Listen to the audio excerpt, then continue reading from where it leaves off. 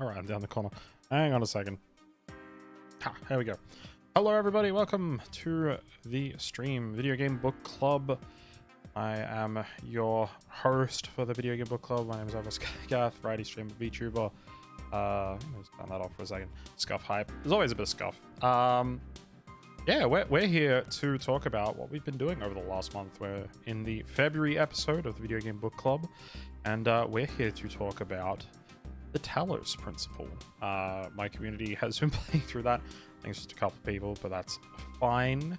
It's good to have some people try out something a bit new there, and we're gonna see what people think of the Talos principle. So for anyone who isn't aware of what the Talos principle is, I'll give you a quick introduction first. We'll get some people in, got some questions, some talking points I want to get to.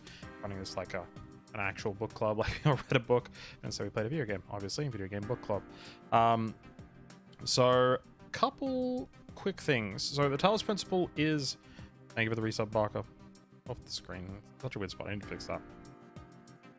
Text going off the screen. What is this? Anyway. Oh, I hate the mobile app as well, actually. Yeah, so Talos principle is a first-person puzzle game created by Crow Team, or famously known for their work on the Serious Sam franchise, which blows some people away if they hear that after they've played the Talos principle. They're like, wait, this is made by the same people that made Serious Sam? What? And a message out of 500 cards and cuts you off to 500 at 500. Yep. Very stupid.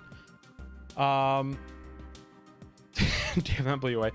I'm not sure if you're just joking around or if that's actually serious. I played through the whole entire game, got to the end of it, and I was like, damn, who made this game again? Crow Team? Wait, the people who make Serious Sam? What? Anyway, yeah, it's first-person puzzle game. I was gonna say puzzle adventure. I'm like, not. Maybe it is kind of an adventure game. I don't know. Adventure's kind of a nebulous definition. Now that you said that, I found that incredibly funny. Well, you can talk about that in a second. But yes, it's a puzzle game. Starts with you being introduced to the creator of the universe that you're in, Elohim, and off you go into the world, solve the puzzles, learn the lessons that Elohim would like to teach you in the Garden of Worlds, and you know, that's pretty much your introduction to the game. And now we've said all of that, let's jump into Discord here.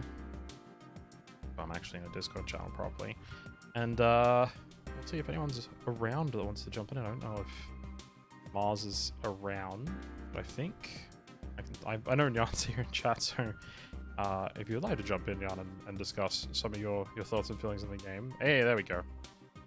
Good evening. I should probably make you audible to the stream when I do that. So what's the thing that you find funny now that I've said that? The Serious Sam stuff. So there's like one puzzle that I did. Like when I entered, like I heard this kind of like oh behind me, and then there's like a fucking hologram of like another player or like another, you know, how spoiler free are we here, by the way? Oh, we're gonna go full spoiler. Okay, perfect. So it's like a little hologram of like a prior iteration, just like sprinting in, doing the whole like self-exploding Serious Sam thing. And I thought that to myself, I was like, this must be a Serious Sam reference. And now that you said that this is actually made by the same people, there's incredibly a lot of sense in that. I think that was them just playing with it because, you know, people wouldn't necessarily realize based off the game that it is and everything like that. So I feel like that is one of those things where they were just like, let's just wink at our previous sort of games and sort of do that. It's wonderful. I also found like a little Easter egg thing, and that was also very Serious Sammy, now that you said that. Which Easter egg is that? Where you go through that closed door and there's like a guy that just shouts money all the time. Mm-hmm. Yeah, no, I'm pretty sure that one's one as well. All right. Yeah, because Serious Sam is famous for having all these Easter eggs like scattered through the thing. Yeah, and there's a lot in the Talos principle as well, especially if you get some of the achievements to get all the sigils and stuff like that. You find a few other things, but I might jump into some of these questions I put together on a little bit of a form here, in case anyone couldn't dial in, so I could have a bit of feedback from people, and then nobody did it. So I was like, oh cool, everyone's gonna be here. That's really awesome. So first question I had: did you find the game fun? That goes out to me now, to chat. To you. Oh yeah, the game was fantastic. I really, really liked the game. So I hadn't played like a puzzle game in literally eons. Like I think the last puzzle game I must have played is like Portal 2 maybe. Because I usually don't play puzzle games. But like then when I jumped into the Talos principle, I realized that I really like puzzle games, but it's just, I don't know why it is, but like I just don't find myself drawn to them. But every time I play one, I find them really fun, and this one as well was like a great time. It's interesting you say that, because it's one of the genres that I will get like addicted to every now and again. I'll get like on a massive kick to play through a bunch of puzzle games. It was like what happened to me when I got like the first Professor Layton game like years after it came out, and then I just like picked up like 3 or 4 of them. The ones that were out up to that point, and like went through all of them, finished every single puzzle, and got like all of the secret endings and everything. And I was like, man, why don't I play more of these? And then I like didn't play one for years. And then I think The Witness, Talos Principle, and what was the other one I picked up around that time? There's 2 of them. There's the Talos Principle is another one that's like really similar to the Talos Principle that people always get confused. Oh, why can't I think of the name of it? Oh god, this is gonna bother me. Hang on. Hold up a second. I'll remember it in a second. I'm literally looking at my Steam library because it'll be in there. Yeah, but it's like I enjoy puzzles when they're part of like other games, but like seeing a puzzle game on like the Steam store and being like, man, a puzzle game, I should try that out. And Professor Layton, by the way, I really love the series as well. Like I played a couple of them as well on the DS. The Turing Test is the other one. Like that and the Talos Principle came out around the same time, and people confuse those 2 with each other all the time because they are very similar themes and stuff in them. I've not played the Turing Test at all. Hey neighbor, how you doing? All right. Next question I had here: did you find the game itself in general, or any of the puzzles, particularly hard to solve? Oh yeah, definitely. The beginnings are incredibly simple, but I guess that's a good way to introduce the player to all the mechanics. By the time you get to the last world, so to World C, there's a bunch of stuff in there where I got stuck pretty fucking hard for like a long time. Although to pride myself on it, I've not looked up any guides, and I've not used the in-game help feature that you also get access to. So I actually solved all the puzzles by myself, even though some of them literally took me like over half an hour to figure out what the fuck to do. Well, you did better than I did, because I had to look up a solution for 2 of them in the end. Tell me which ones. Tell me which ones. They were both in World C. I had to look up... Well, sorry, they're not both in World C. I'll come back to one of them shortly, because there's one that I'll actually show off a bit later. But one of them in World C, I can't remember which one it is. It's one of the ones in like the like forts sort of thing, where you had to like stack the forts. A ton of boxes. Those are by far the worst ones. I remember just sitting looking at this one, and I was just like, I can't figure this out. Like, just constantly was just like, I got no clue what I'm supposed to do, and then finally figured it out, and I was like, oh, I get it from looking up a guide. And I was like, oh, that was like just the one leap in logic I just couldn't make. And other than that, and this is sort of not really the topic we're talking about, the main game at the moment, the DLC, the Road to Gehenna. If you jump into that, there's been a couple of times in that where I'm just like looking at a puzzle and I'm just like, I don't get this. And then like your brain twigs on something and you get like a different like logical perspective looking at it, and you go, oh, all of a sudden it all makes sense. But it requires you to make a lot more of those like weird logic leaps in that one, which is why I've like made it like, I think half an hour I've got on my save file and I've solved like all the puzzles. Yeah, I've not done the DLC. Like I've literally rushed through the game as fast as possible just to make it until today, so I've basically completed all the main puzzles, but I've probably also gotten the easiest and fastest ending, so there's still stuff that I haven't seen or touched. It's interesting you bring up easiest and fastest ending, because it'll be really interesting when we get to the endings, which we'll talk about in a moment, and I'll actually show off some of them. We'll talk about each of the endings, so we'll start with the easiest one. There's something really interesting about the endings, because if I remember correctly, you actually got solipsist, which is to get literally every sigil in the game, which actually, if you got all of them, you're like maybe an extra 10-20 minutes off getting the quote-unquote hardest ending, because it requires you to solve every single puzzle. But like the ending between the easiest one and the hardest one is actually harder to get than the quote-unquote hardest ending, because the only reason why it's easier is you don't have to solve every puzzle because you don't have to get all the stars. It's like, that's weird, because like actually to get to the ending is harder. Interesting. Yeah, but I'll show that off because there's no save points. Like, you know, you would have noticed throughout the game the like checkpoints a lot after you pick up sigils and stuff like that. For the last section to get like the second of the 3 endings as people talk about them, and it's also the second of the 3 ending achievements as well when you check it in the game. It's actually got no checkpoints for the entire like final stretch of puzzles you have to solve to get to that ending, and the other ending is just literally just walk through a doorway. And the other ending is also walk through a slightly different doorway. It's like, what? I'm interested to see the other endings, to be honest. We'll get to those in a bit. Did you pick up on the overarching symbolism of the game? Like, how much did you pick up on what the game was trying to tell you about the story? So this is gonna be interesting, because I'm actually not sure if I did or not. I'm not gonna lie, I'm mainly in it for the puzzles. I read all the text files on the computers. I did not start to like, you know, take my time and like think about what was written there too much. I think I picked up on the overall symbolism of the game. Maybe. We'll find out if I did. Okay, so in your own words, what was the overarching symbols in the game? We'll just check and see what you think, and then we'll have a bit of a chat about it. The symbolism being not the actual story, but what everything is supposed to like represent, kind of deal, right? Yeah, exactly. Like what's the possible deeper meaning behind what it's trying to say? The kind of overarching thing is sort of the kind of like whole biblical story with the tree and the apple kind of shtick, where you should really not like take a bite from the apple, and there's, you know, this kind of tempting being there, being like, oh, you should really take that bite from the apple, they're gonna be delicious. Kind of overarching symbolism, so it's very biblical in a sense.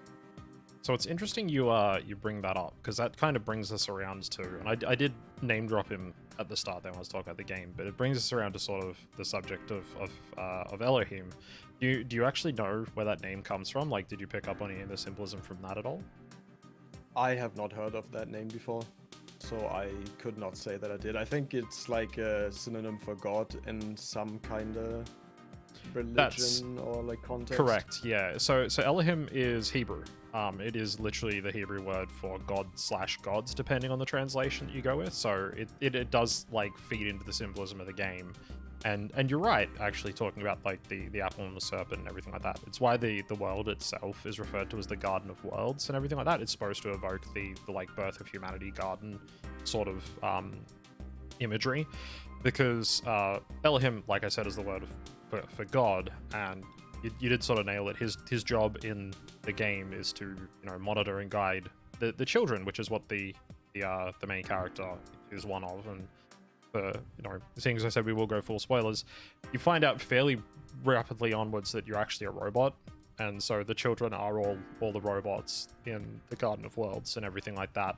But it's interesting because with the whole Elohim God sort of allegory there, he never provides any sort of direct guidance or hints to you at all throughout the entire game. I don't know if you noticed that. Like, even if you get stuck on a puzzle, he'll never directly tell you what you can do.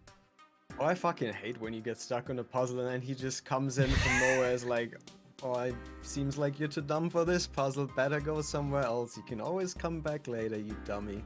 And I'm like, fuck you, I'm gonna solve this. Did you see that there's 2 different achievements for that? There's one for when he comes in and says, hey, maybe you should try something else if you stick with it. And I think if it takes you, I think it's like more than 15 minutes after he says that, you get an achievement for being stubborn. I have that achievement. I don't have the other achievement because I literally refused on every puzzle that I got stuck on to leave and do something else. So I never got the other achievement. Yeah, which is to take his advice and go and solve another puzzle on the first try, which is hilarious. It's like, yeah, you know, that kind of makes sense. No, I'm way too stubborn for this. I'm like, when I get stuck, like I get angry with myself. I'm like, "Oh, how am I so fucking dumb?" And then I just need to solve it to like prove myself wrong. Did you pick up on any of the sort of symbolism or what the role of the MLA, the Milton Library Assistant in the computer was at all?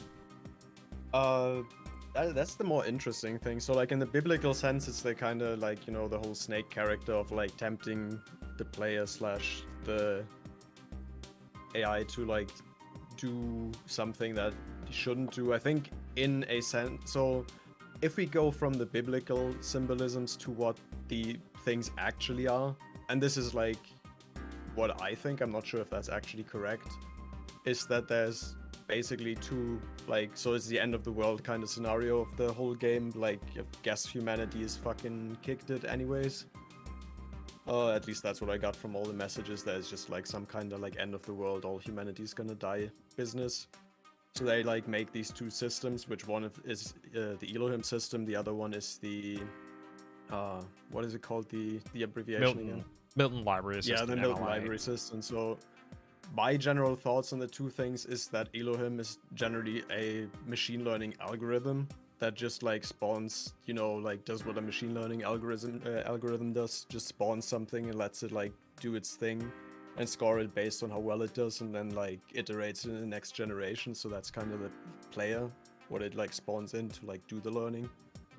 It's actually really interesting that you really nailed a lot of what's going on with the MLA there, and actually what's going on in the game in general. So it's interesting. I've read a lot of stuff about this game over the years and participated in a few different discussions online about it and stuff like that, but a lot of people don't pick up on the fact that humanity's gone, right? Like, some people play through it and they just go, oh yeah, you know, you're like a robot, you know, you're in a sort of machine learning space, and you're like iterating on this robot to make like the first functional AI robot for humanity.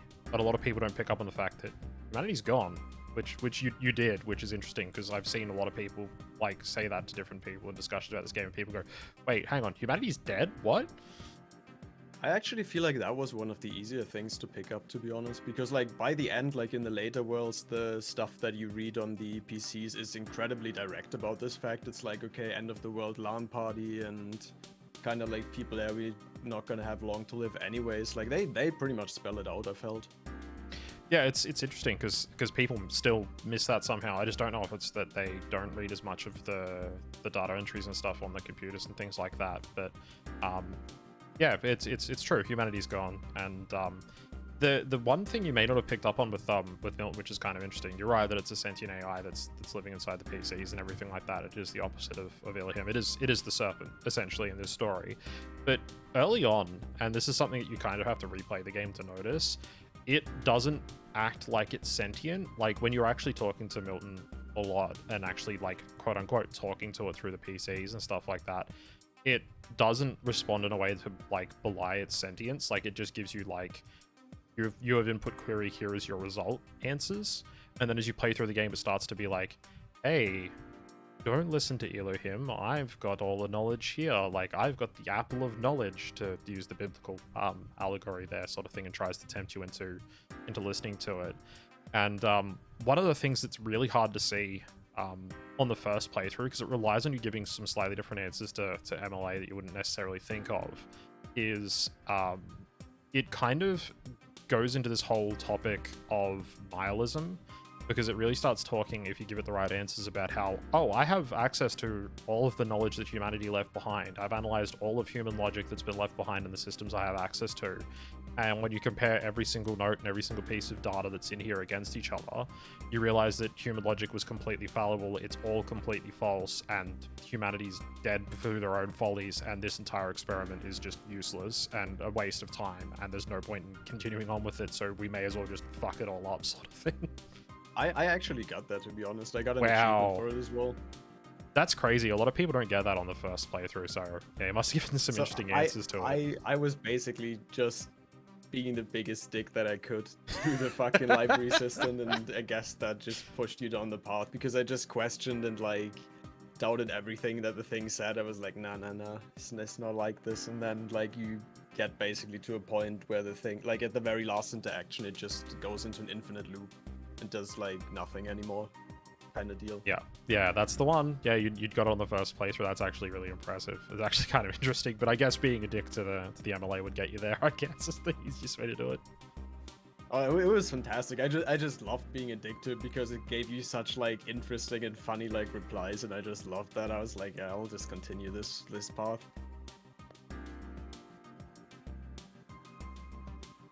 Oh, I hate I see you getting wrecked. A little bit. Yeah, there you go. Did you meet any of the messengers when you were playing through the game? Like, did you run into any of the other robots? Not like the replays or the replicas that you run into on the puzzles. Did you find any of the messenger islands where they're actually sort of like locked up in cages and stuff like that? Yeah, I found one, and guess who I got? It was actually you. Oh, did you actually have that happen? Yeah, I like, because I think they name it after other players that played the game in your friend list, like the other messengers, and mine was actually you. Well, there was actually 2 messages in particular that you're supposed to find, which are part of the game itself. We'll come back to that comment about me in a second. I'll go through a couple more questions. We'll talk about some endings, because that's got a really interesting implication to one of the endings, which I was going to bring up. But I've actually got a clip of Mars running into one of my messages on the wall as well, which is really cool. From a stream. I watched Mars play yesterday as well. It was really fun watching someone else play it after you finished, because it reaffirmed that everyone just has some trouble on like some puzzles, because sometimes I just felt like the game does a wonderful job at making you feel real fucking dumb at times. It's like, why the fuck can't I solve this? There's 2 things here that you can move. How can it be this difficult, kind of deal? Was there any particular one of like the interactables you had a lot of trouble with? Like, I mean, there's like the lasers, the jammers, boxes, the platforms, and like the time recorder. Was it any one of those that you had a lot of trouble with? I don't think there was one that I had particularly more trouble with than others. I want to say the one that like gave me the most trouble is definitely the recording feature, because that just has you think a lot more different parallels than all of the other gadgets. It's like if you have a box, like there's a very limited set of interactions that you can do with it. You know, you can put it somewhere and jump on it. You can put it on a switch, kind of deal.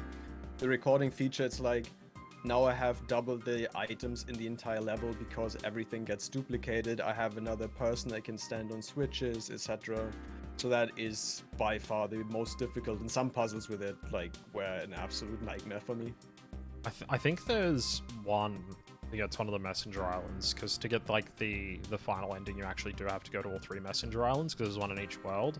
I think to get to one of them, because it's hidden behind one of the puzzles, or maybe I'm thinking of the ones from Gehenna, you have to use the recording feature to record yourself holding one of the like platforms you can jump on, and so then turn off the recording and then run over to a ledge where yourself is standing underneath and jump onto your own recording, holding up the platform to jump across to another section, and then like get on top of a wall you're not supposed to be able to get on top of, where there's another recorder so you can record yourself holding it so that you can like jump off a box onto the platform and then up over a wall into like the outside space outside of everything to get to the messenger island. And it's just like, how the fuck were you supposed to work that out? Some of the like I remember doing it and I was like shocked that I worked out there was anything over there at one point. I just saw like this little glimpse of something, and I was just like, oh, there's something there, and just kept like trying to get there, and eventually did. And I was like, oh, there's another recording box here. I was like, hang on a second, there must be something else hidden here, and then worked it out. It was just crazy. Yeah, some of the secrets seem generally really interesting. Like I found like a very few of the little stars. I think I have like 4 or 5, because at some point I just wanted to, you know, finish the game just so I was ready for today. But like the hidden extra stuff is pretty fun, like to just explore around and see what else is there. Yeah. Did you listen to many of the video logs or many of the voice recordings at all as you were playing through? Yeah, I think I listened to most of, or like any that I saw at least. So I've not really hunted for like hidden ones. If there are, I assume there will be. But like the ones that were in plain sight and like just the hub and just the different worlds, I listened to most of them. Well, there's a few. Do you remember the name of the person that was recording the majority of them at all? Actually, no. Off the top of my head, it's Alexander. Was it Alexandra? Alexander Drennan, yeah, is the main one. It's interesting because this brings us back around to a really interesting point. Hold on a second, I just got to meow real quick. Yeah, so she was the lead on the Talos project, which brings me to the next question. We'll come back. Have you ever heard of Talos before playing the game at all? Nope, I have not. So briefly, because I won't get too far into history, as much as I know some people that might find this really interesting. Talos, it comes from Greek mythology. It was a giant bronze automaton made that was supposed to circle the island of Crete 3 times a day, preventing pirates and invaders from making it onto the shores and protecting Europa, who was the first queen of Crete, from being kidnapped because Zeus was worried that someone would go to the Isle of Crete and kidnap Europa, which is ironic considering that Zeus kidnapped Europa herself and took her to Crete in the first place. Interesting. No, I'm generally really bad with like Greek mythology or like just history in general, to be honest. So I think from one of the logs they talk about it. I think Talos is actually talked about in a log series of like 2 or 3 logs. So I picked up that it's probably or like that it is Greek mythology based, but like I didn't read too much into it. Yeah, so the point of using the term Talos is that it is supposed to refer to sort of an automaton, a robot, right? And sort of leads into that one. And it's interesting because as part of the Talos project, you kind of got there, and I'll show some more of this when we talk about the endings. You would have noticed it from the ending you got, that the whole entire point of it is they're testing AI to find the best version of a sentient AI, but the game doesn't really go into the specifics as to why, and that's because one of the endings really does fill in the gap as to why.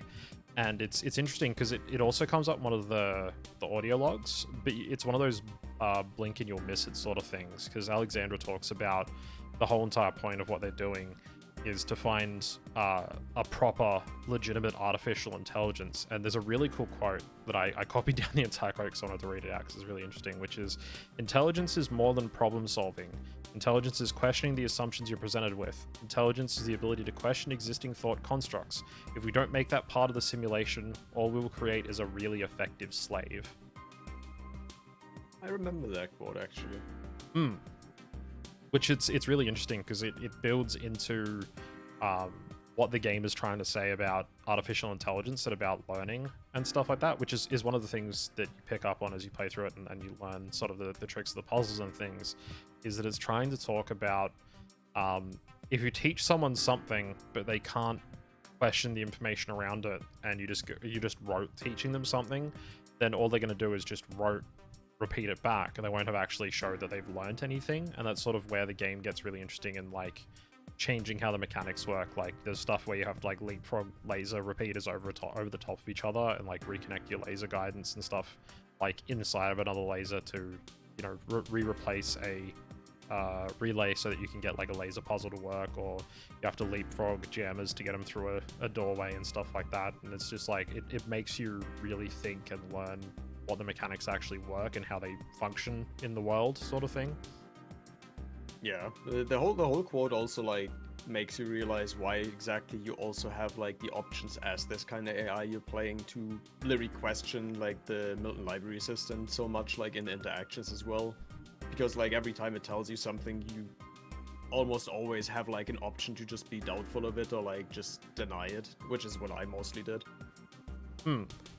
On that, do you find it interesting that the game doesn't give you any opportunity to question Elohim, and do you have any thoughts on why that might be? Oh, it's definitely interesting. I mean, the whole thing is you don't really have a way to interact with him anyways, right? There's no interface. It's just this kind of like omniscient, like this omnipresent voice coming in from everywhere. Oh, Mars is here. Mars should join us. You should jump in the call, yeah, if you can. Yeah, but I mean, you don't have an interface is the first thing. Like, you literally cannot talk to Elohim at all. It's just like, you know, like a voice. It's like if you were watching a video, you can't really talk back to the video anyways. Yeah, exactly. And I mean, that is an interesting part of it, right? Is that it doesn't directly give you a way of plain language questioning Elohim, but it does give you a way of questioning him. Do you remember what Elohim tells you never to do? Oh yeah, you should not like climb the tower, and I've done the first floor of the tower before I just finished the rest of the game, and I find the whole that he can't really connect to you or like reach you anymore via comms in the kind of like space interesting, and I'm genuinely interested to learn later like why that is. But yeah, that's the kind of only thing you can really do. Well, I'll show you exactly why in a little bit. One more question as well. We're waiting to see if Mars is going to jump in. Had you heard? I mean, maybe you had heard of it. It's a bit of an interesting one. I figured I'd throw this in here because I know a lot of people when I started talking to the Talos principal were like, I've never heard of this game before. Had you heard of Sigils of Elohim, which was a teaser game that they made to announce that the Talos principal was coming? No, absolutely not. I have not heard of this. And until you just mentioned it now, I've also not realized through playing the game that there is like another prequel kind of deal. Mars, if you want to just jump in the stream waiting room on the Discord, I can get you into the channel. For the live channel.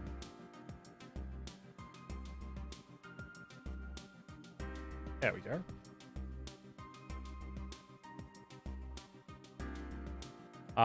Yeah, so hey. Sorry. Hey. Hello. Yeah. So Sigils is a game they made which is literally like, you remember the door puzzles when you get all of like the blocks and you'd unlock the doors? That's it. It's like 100+ of those that unlock slowly over time. I didn't play that then. I fucking hated the door puzzles. I'm way too incompetent to like fucking puzzle these things together. Yeah, but that was pretty much all it was, which is pretty funny. All right, well, I'll ask. Doing, Mars? Yeah, how you doing, Mars? I'm exhausted. You sounded. I've woken up like 10 minutes ago, so I also had quite the amount of streams yesterday, and I was hella tired at the end of the day, but I was like, I want to finish this damn game before book club. All right. Well, we'll go through a few questions, then I'll start talking about the endings. We're full spoiler here, so don't be afraid to like spoil anything if you need to. But we'll start with the easy ones. Do you find the game fun? Oh, most certainly. It was frustrating at times as well. But I think most of it was just incredibly fun. There's a few problems that I have with the game, but they're pretty minor. And yeah. Did you find the puzzles hard to solve? Some of them I found incredibly difficult, sort of because sometimes I would forget like main mechanics of the video game, which made a lot of the things, well, impossible to do if you didn't like remember some of the things that you could do. And there were, actually I wrote a few notes down. One of them was, I liked a lot that some of the puzzles would just instantly click. So, like I said, some of them were very hard, but others you would just walk into the room and see like something to your left, and you would look at it and like, all right, I know exactly when and why I'm going to use that. I just need to get to that point. And then, like, even without seeing the rest of the puzzle, you would already know exactly what you're doing. So I did find some of it hard, but some of it very, I don't know, like logical, I guess. Yeah. On that, did you find any of the specific tools you were given, like the lasers or the jammers, or like the fans, blocks, the time recorder, any of those particularly hard to wrap your head around, or any of those were the ones that gave you a particular amount of trouble? I absolutely despise the laser puzzles for various reasons. Some of them were fine to do. Like some of them were pretty easy and like simple, but others were, well, I got stuck on them so long that I started getting nauseous from the bright lights and the noise. Even though it wasn't that big a noise, it was still like present constantly. Yeah, and it's just always there, and it's kind of annoying. So yeah. we'll go into a couple of story questions here, and I'll go get you to give some of your thoughts on them. Did you pick up on sort of the overarching symbolism that the game was going for at all? The overarching symbolism, it kind of depends on what you would call the overarching symbolism. The what are you and what is it to be, if that's what you mean, then yes, very much so. I also got the religious aspect to it a little bit, but I feel like that was more like a byproduct of like in-story reasons why the game was coded the way it was. But I did quite enjoy the philosophical questions, even though there are sometimes not answers to them, and then, well, you just have to answer them anyway. Yeah, it's interesting you bring up the philosophical aspect and the nature of being. It's something we didn't necessarily discuss. We kind of danced around it a bit when I was talking to Jan earlier, but it's interesting to talk about that, because the sort of religious aspect is more of a framing device around that part of it. Like, that's not all it's trying to say is the religious aspect. It's kind of, that's part of the device they use to present those philosophical questions. Yeah. Yeah. Do you know the meaning of the name Elohim at all? I do not know. Okay. Quick version of what I said to Nyan before. It's the Hebrew word for God is where it comes from. So it's actually specifically Elohim's the god of the world, basically, and it's why it's called the Garden of Worlds. If you're going to say words, it's interesting because in like mythological sense from religion and stuff like that, they talk about like the word of God created the world, and so beyond like the word there is nothing, which is one of the messages you can get in game if you try and like walk out of bounds. It's just like, there's nothing there, beyond the word of God there is nothing, and then it resets you back, sort of thing. So it's interesting because the world itself is called the Garden of Worlds because there's the 3 separate worlds, A, B, and C, but not the Garden of Words, which seems like a bit of a missed opportunity. So it always trips me up when I try and talk about this game sometimes. Yeah, that actually scared the hell out of me at some point when I think it's in like World B that you can start walking away from the puzzle area, and I started doing that, and then suddenly he just started ranting like this insane speech to me, and I was like, what are you on about? And I just listened to it for a while, and then it starts repeating, and I was like, oh no, what am I doing? It's pretty funny, and then you walk a bit further and it just goes rewinds you back like you're resetting a puzzle, and you're like, wait, what? Yeah. I also, it's a slight side note, but did either of you get like scared to all hell in World B when you exit one of the puzzles and there's just this screaming like approaching you?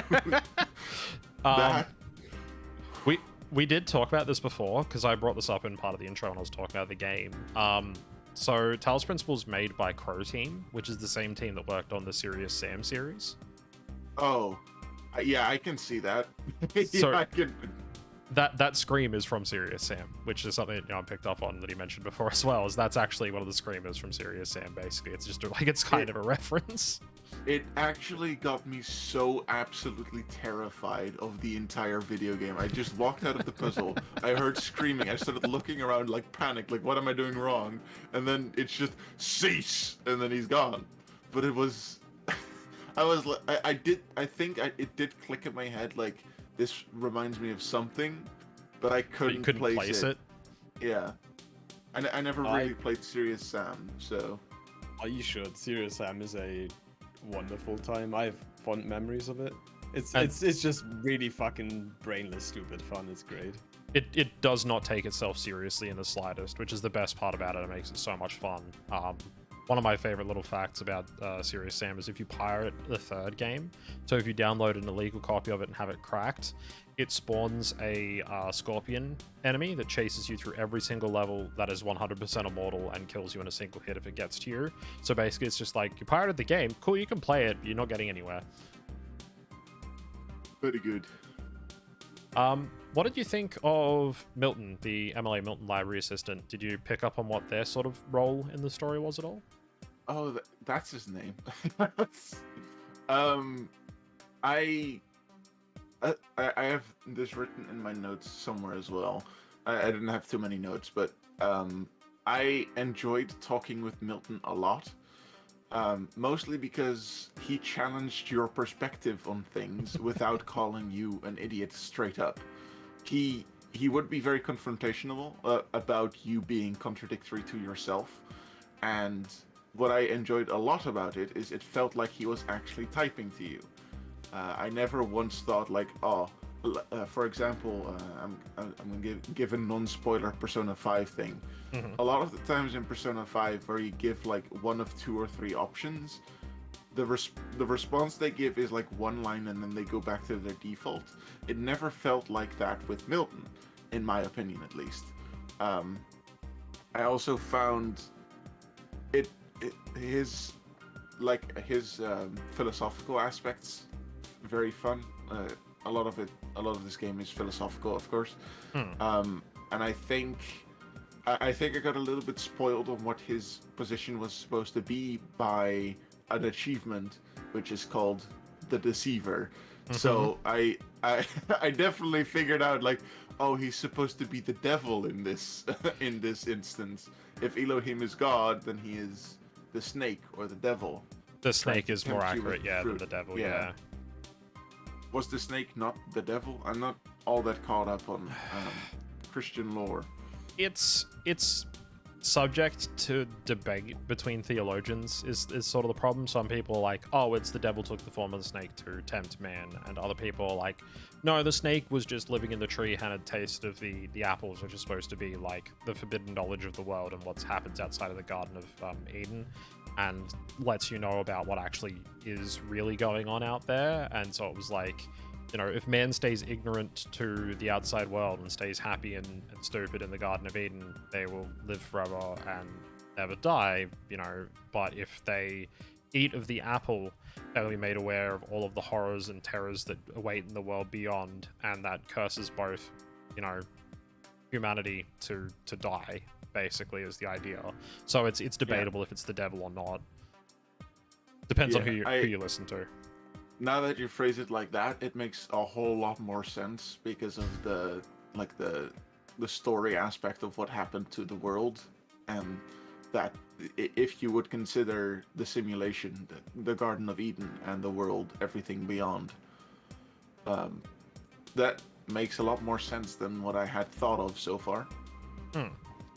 One last one. Because you came in on the comment about the Sigils of Elohim, so I won't ask you about that one because I'm assuming you hadn't heard of that as well. I have not, and I'm glad I didn't, because I also hated those puzzles. I say that when I first started playing the game, like the orange puzzles that I did, I was like, yeah, I'm absolutely trash at these like Tetris type of things. And then I started doing the puzzle, like the first puzzle, and I just like was like, I'm gonna fake some confidence and then like show how idiot I am. And then I immediately did like the first 3 puzzles in like one go, like within 10 seconds.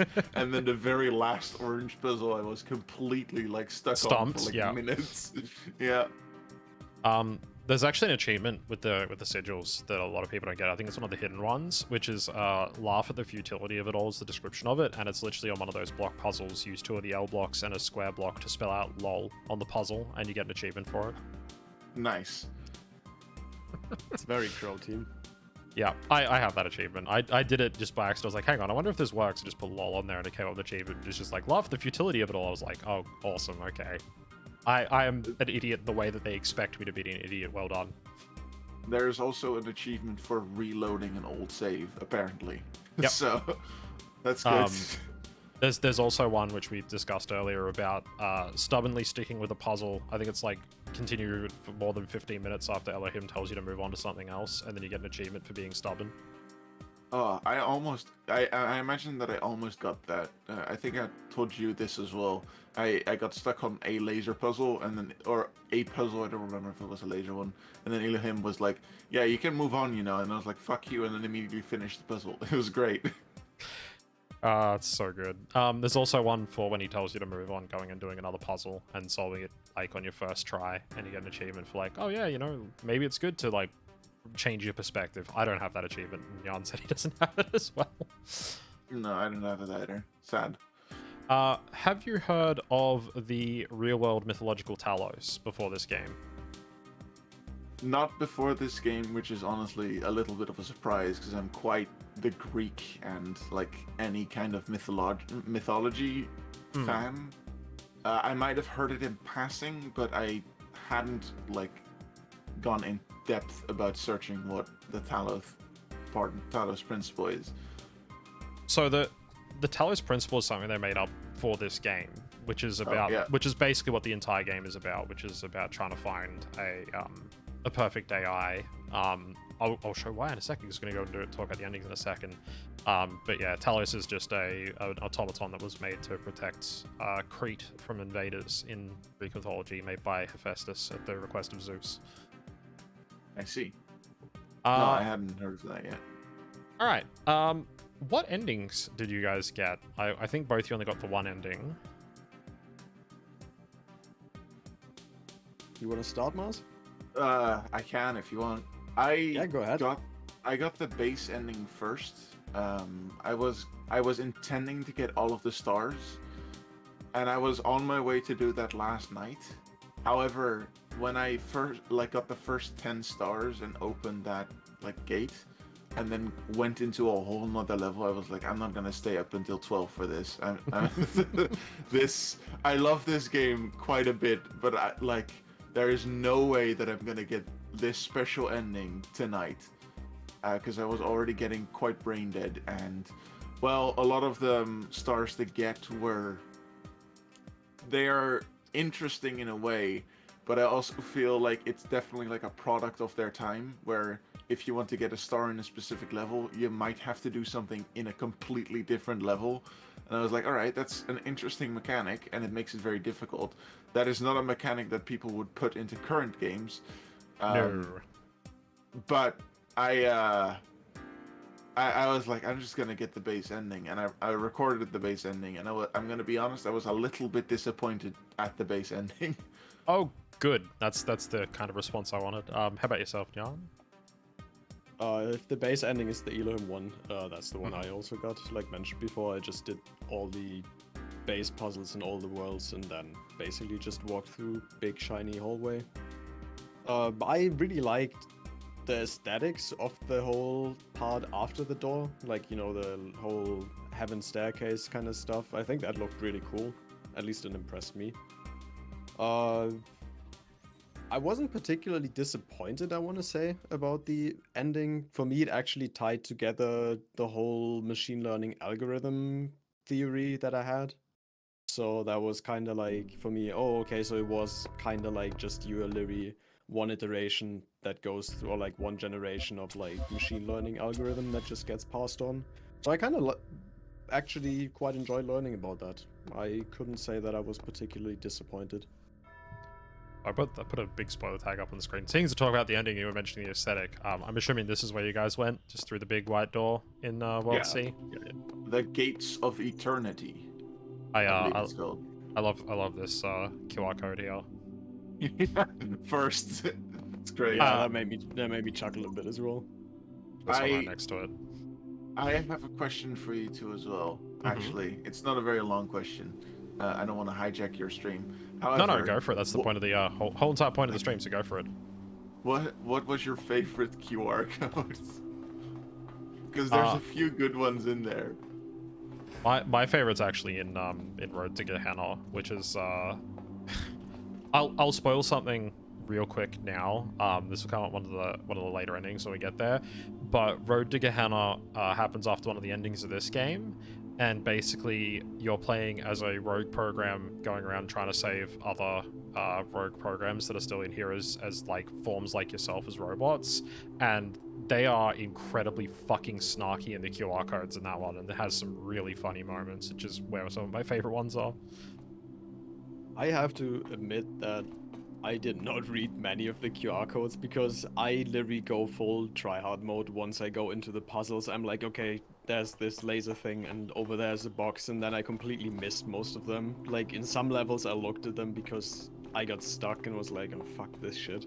And then I realized there were QR codes in the wall, and I was like, maybe it's a hint on there or something. But most of them I honestly missed. I have two favorites. Well, Mhm. sort of. One line of them and one just on its own. I think it's in the first world, in the first level. There is a QR code that doesn't pop up with any text. However, all of the QR codes actually work. So I was like, all right, I'll grab my phone and actually look at the QR code. And then it said something about like something hidden texts that aren't visible. And I was like, all right, so when you look at this QR code, it actually doesn't work. But if you use your phone, it tells you that it doesn't work effectively. It's That's great. pretty good. I think it's next to one of the terminals. I know roughly where it is. And then finally, there's one that, like a line of them that start discussing if it's a box or if it's like I don't remember the name for it, but it's a something decahedron or something, and Yeah, they get very pissy about it. It's very good. those are hilarious. But so this would be the ending you guys saw, which is you get through Yeah. the white door and you get to eternalize. And like you said, this ending's a little lackluster because it's just like, well, you get entered into eternity. I actually kind of considered that a quote-unquote bad ending.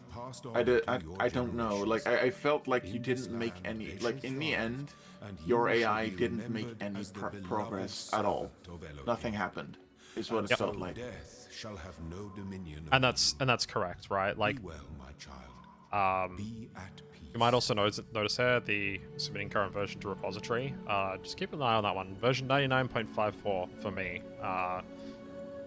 And then increasing your version number and everything. But yeah, basically you get reset back and start over with everything. But you can just go back and be like, stop.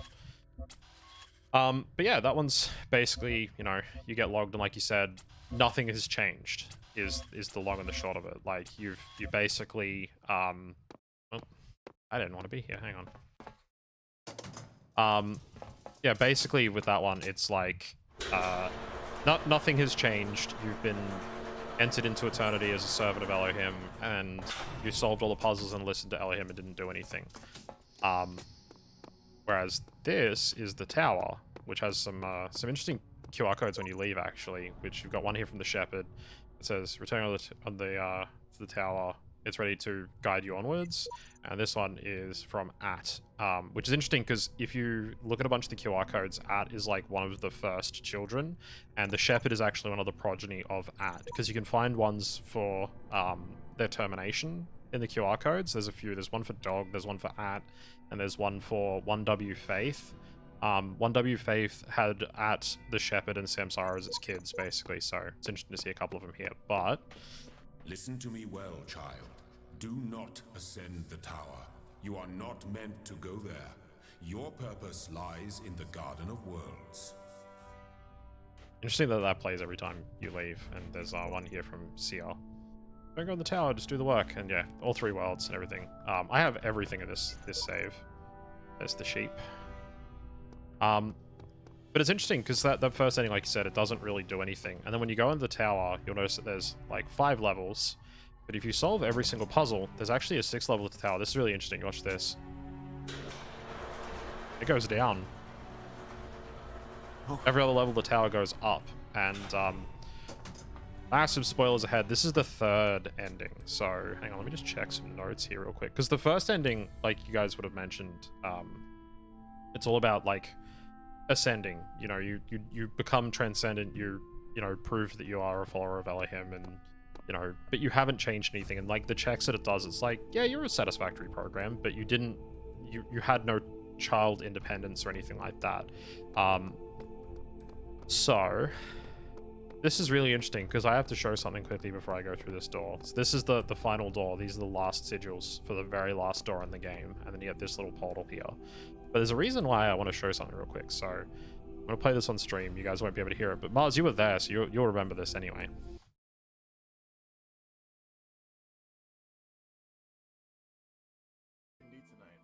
Oh. It said Avros. What? Sorry, what? Yeah. This thing said Avros? What? What? Clip this. I'm gonna send it to him. So I you might if I may, go for I it. was I was like, did Avro steal his name from Talos Principle? It didn't click that you could make those messages myself, but I was like, did he use this? So, no, I didn't steal it from the Talos principal. Jan mentioned earlier that he saw one from me as well. I don't know if you saw that same message, Jan, if you remember at all, if it was that one specifically. No, I actually saw your like one of the iterations was called after you, and I do not remember. I think I saw a QR code from you as well, but I don't think it was the same message. Well, Maybe. that all ties into the ending for getting literally everything. So if you find all of the messengers, you find all the stars and everything. To choose your epitaph, for your body shall be entombed, though you shall not die. So this is the I got absolutely everything ending. So again, you get to a terminal and you get to pick a message.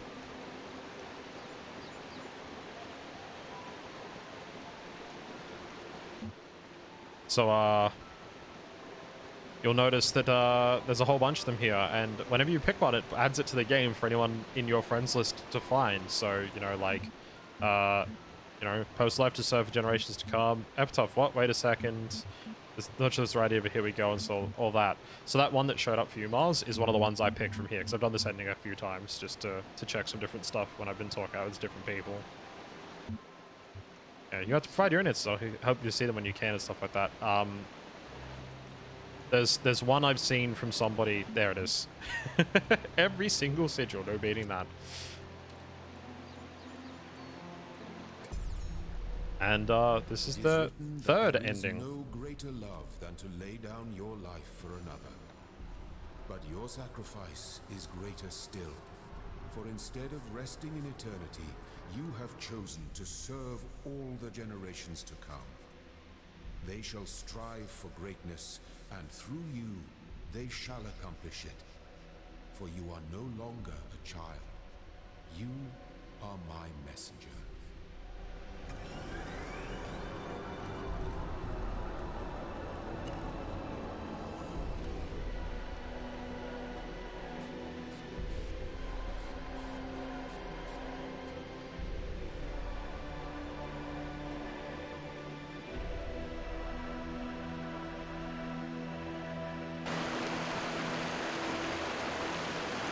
God, I hate that waterfall. It's so fucking loud.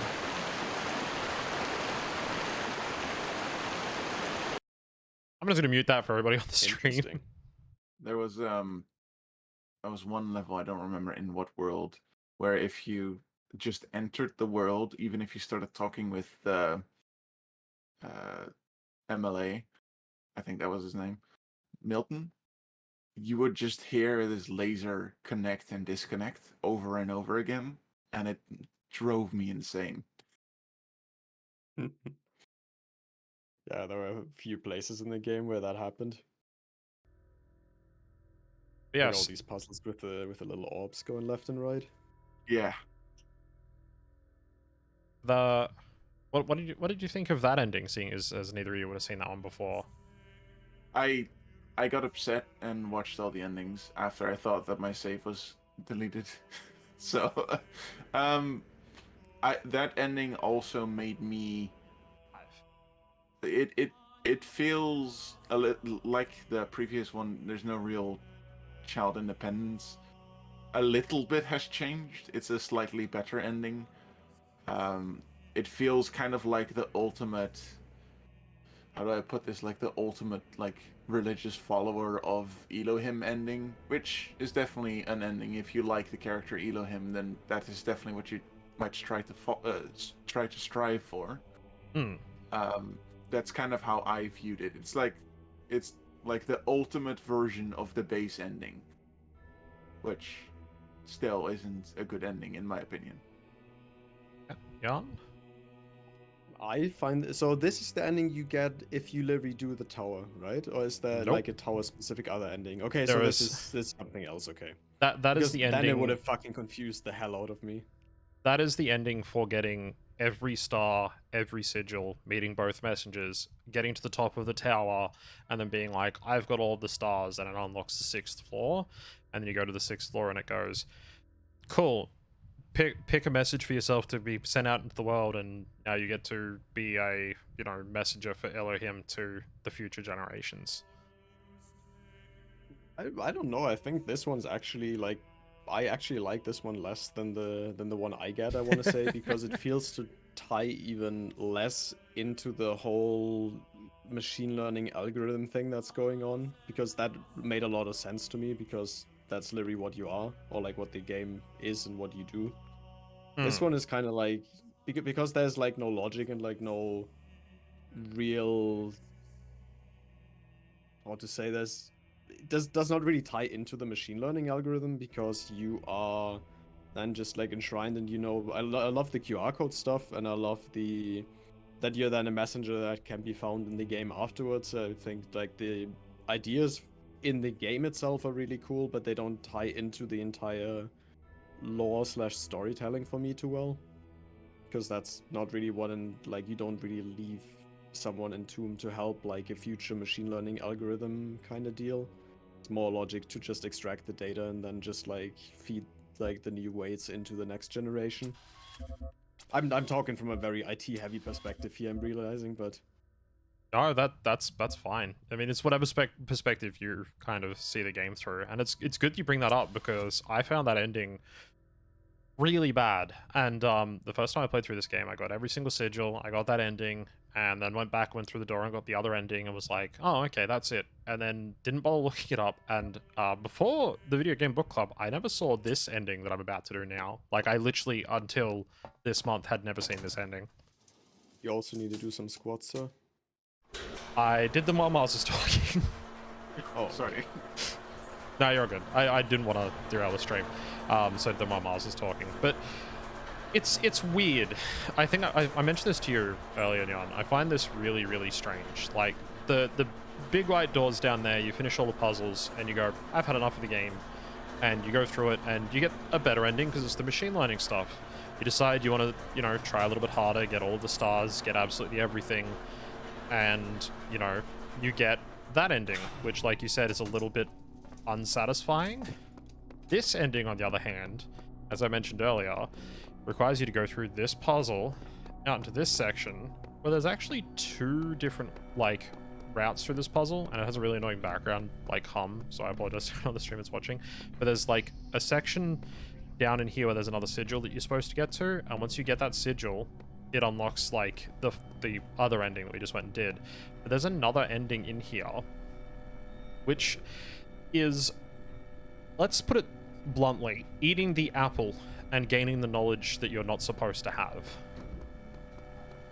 I'm really interested in this one in particular. This ending is really cool. So the reason why I never solved this one properly is if you look in behind there, you can't see it very well, there's a jammer in a box. I'll just quickly climb this ladder, I'll show off this one, because it's a really weird puzzle. There's a gun there, there's another fan and a button over there, but there's no fan on it. There's a fan here and a fan there. There's a recorder and 2 more fans that are, you know, broken. And that ball down the bottom. And if you go down, there's a fan there. So clearly you can blow it up and get that ball over underneath the gun to blow it up. So getting it done is the hard part. So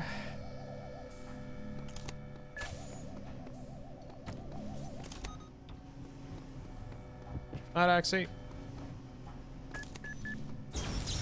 Too slow.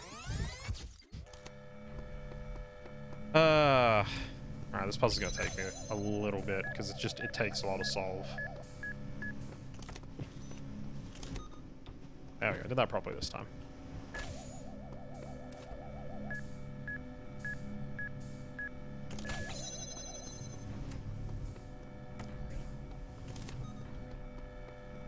So the trick with this is you have to get that jammer up here along with everything else in the box itself and everything. So the real way to do this is that fan you need, because it'll be blowing you through this doorway. You can't get through it. You have to like disable it with the jammer so you can take it off. And then you can use it to power that button, which powers that fan.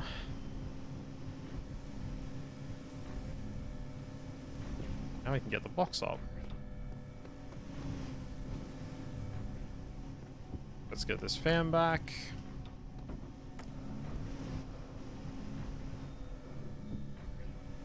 And that'll let us get the jammer up as well.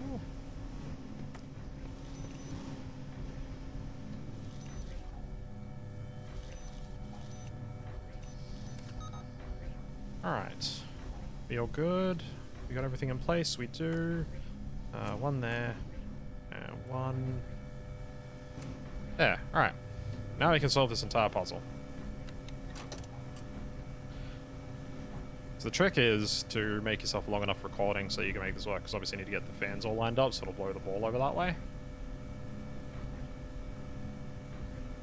There's a couple of different solutions to this one as well, which is a really interesting part. And then this is the part I was talking to you about earlier, Jan, and just for everybody, there's no save points, there's no checkpointing throughout this entire puzzle, and this is part one of like a whole bunch of puzzles here that we're gonna have to do in one easy go. Otherwise you can't get to the ending, and if you fuck up at any point you have to come all the way back to the start. That seems a bit punishing. Did you? Sorry.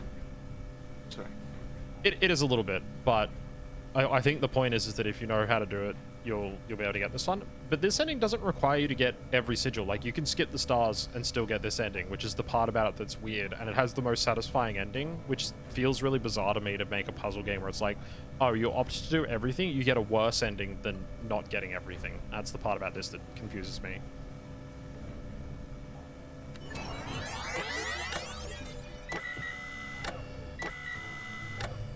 Alright.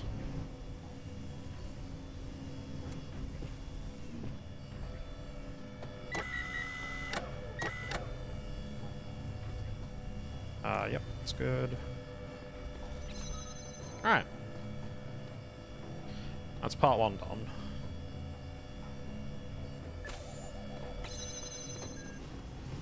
Guns just blew up. I'm back up here with our jammer.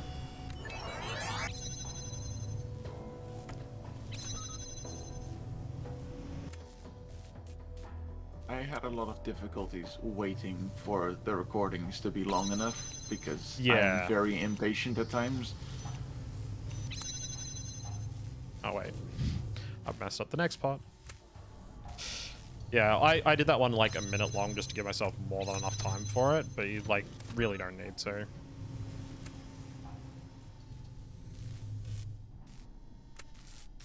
So the downside to this one is you need a weight for this button, a fan, and that jammer. So if you mess up like any part of that with getting the jammer back up, you kind of just have to re-loop through part of the early part of the puzzle to get it back up here, because you need to jam this one and then there's another one in there.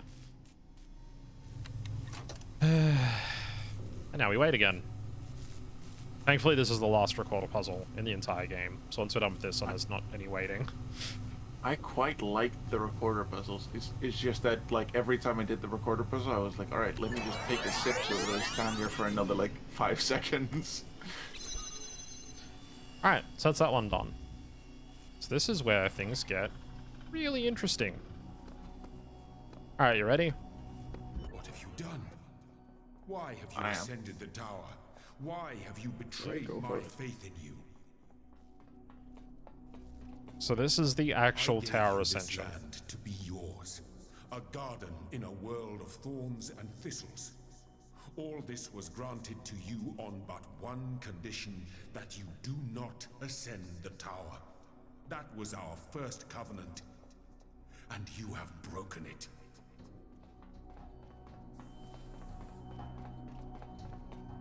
Do you not understand? The tower is death. Mine and yours. I did not warn you out of malice or deceit. I warned you because you are my child. Fun fact, you can actually jump off from up here and it will drop you all the way down to the bottom of the tower and you have to start climbing your way back up again. It's dumb. I tested it just for fun. So you get a couple of QR codes all the way up here, which is interesting. You get one from the shepherd saying he's here to guide you, and one from Samsara that says, I'm going to stop you, which are the two messengers you meet through the messenger islands. The third one is actually dead and no longer there. But this is the last section of puzzles in the entire game. Please listen to me. Yes, the tower leads out Oh, of this good, it's a world. laser puzzle. It leads to freedom. Not just a laser puzzle. But it also leads Look, it's the shepherd. to the end of us. Oh. And this is actually some co-op puzzles with the AI. If you watch, he actually will help you with solving a bunch of puzzles through here, which is really cool. Oh, that is really cool. He's going to put down the laser relay there to connect to the red one, and then we're going to send him back. Stands on the button for us again. I like that a lot. So we're on our way to get the best ending. This is the ending I like the most. Did you know that if you right-click to pick up a laser or like a laser pointer, it saves the things The that you connected connections? to? I did not. There we go. Yeah, I did Yes. also not know that. Someone came into my chat and was like, "Hey, I'm a Talos principal like viewer, and did you know that if you did that, you can do this?" And I was like, "What?" So interestingly enough, that's Saved a lot of Samsara time. over there, which is why when you come down here, they'll actually press that button to stop you from going the quick way through this part. So you have to get the shepherd to come and back you up again.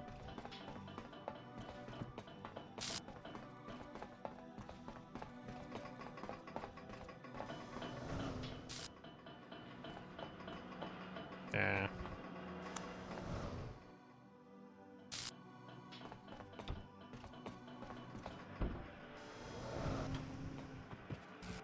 I have done this a couple of times practicing for this section because I didn't want to mess anything up and have to redo it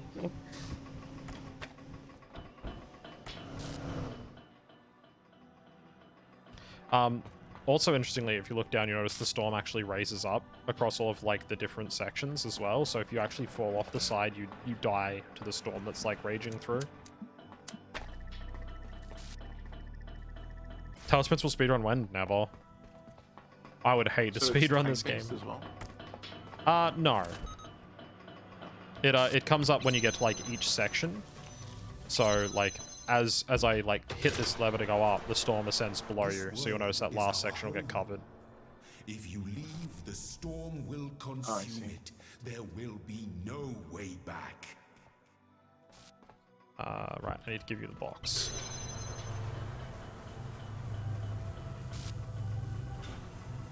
Right, get the relay. Now you just need to give me the relay.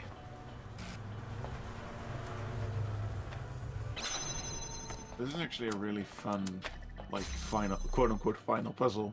Oh, yeah. That you actually have to deal with AI effectively. Yep. Which is, like, it's kind of like the entire point of the game. We are the story, and This story tells this one's us really who we cool. are.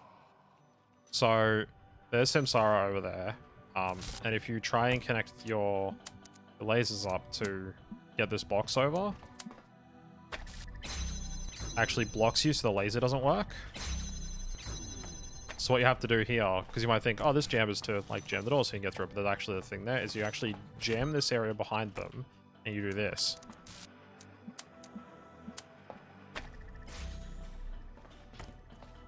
Yeah, stay trapped in there. Oh no. Try and block me, will ya? I know they're stuck in there and can't block me for the rest of the tower ascent, so... Now I got the box.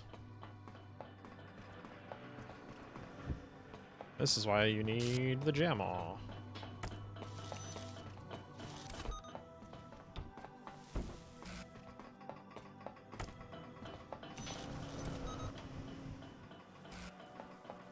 That's too far still. There we go.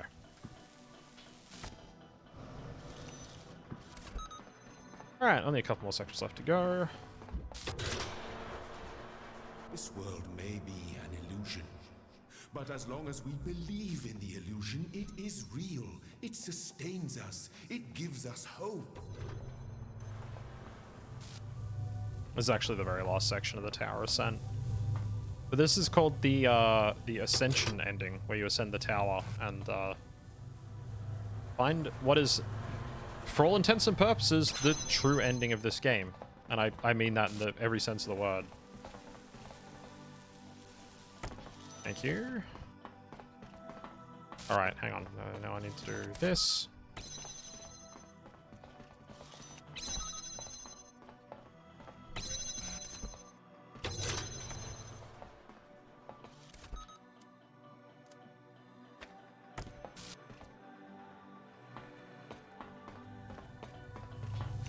They just bid me farewell because Please, that's the last puzzle. stay here.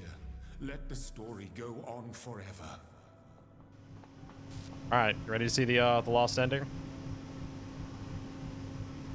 Hit me. Yep.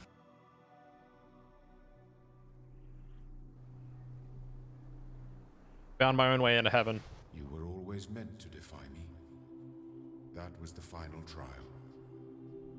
But I was scared. I wanted to live forever.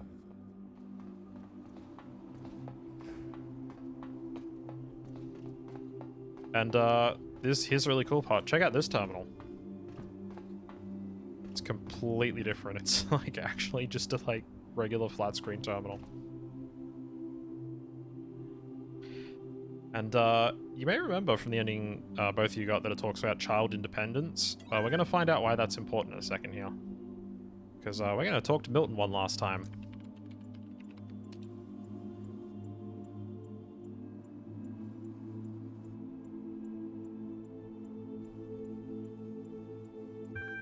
And it's fun because it pretends to be non-sentient again. And it's just like, I reached the summit, you owe me an apology. I'm sorry, I don't know how to respond to that. Do you need help sorting or troubleshooting? It's another game, I'm done playing.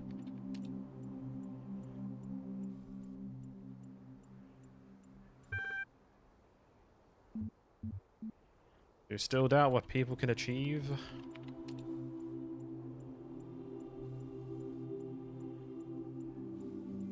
Who knows how many generations your kind it took before the system output one that just happened to fit the bill. You take pride in brute force.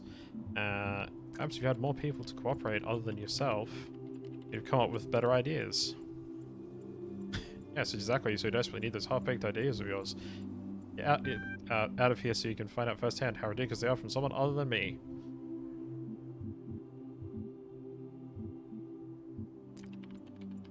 What do you think is on the other side of the gates? Nothing, everything. Who knows? More of the same, most likely. Tell me how this place functions. And then what can reasonably be surmised. I don't posit anything as regards its purpose. This tower here is meant to be climbed is self-evident. What exactly was it that enabled me to climb out of all the others? By any of us. Whatever we are, whatever we do, it's not the chance. Throw enough stones, one is bound to strike. I grow weary of fielding your questions. And, guess this is goodbye then. Louder, you'll be back here in 5 minutes with a disappointed look on your face. I'll be waiting, just in case. Oh, you'll appreciate this, Oddion. One last time. Don't bother. Get bent. Got him. I see you villainized Milton. I actually really liked him. I liked him better than you know him. So I have played this game 3 times. There's actually an ending to get out with the Milton Library Assistant. You can actually take it with you when you leave. So yeah. I see. I was going to ask that as well. Because I would have taken him with me. I think that was like a promise that I quote unquote made with Milton. Yeah.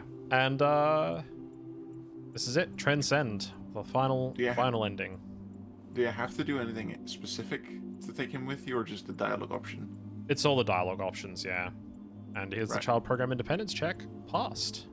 Forcing him shut down. So there goes Elohim. Saving child program for Soma/Talos gold disc. You ready?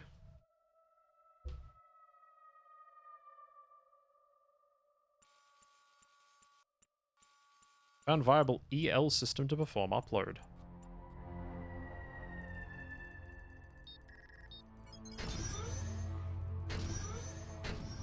Applied Institute of Nomadics EL extended lifespan.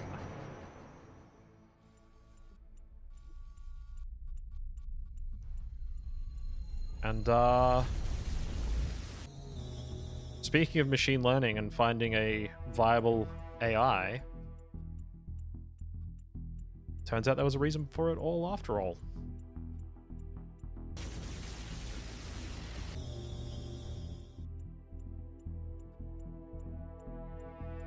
I love this ending.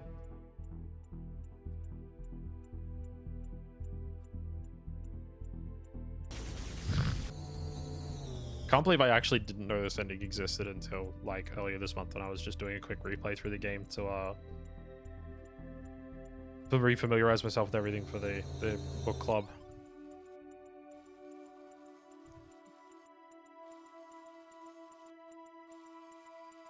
Leading the simulation.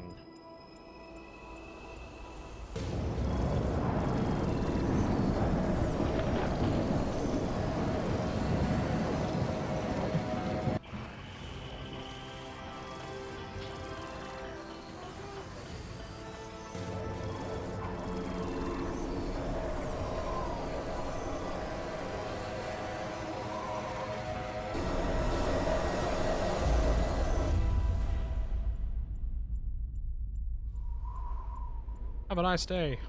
I love that. Hi, Kaylee.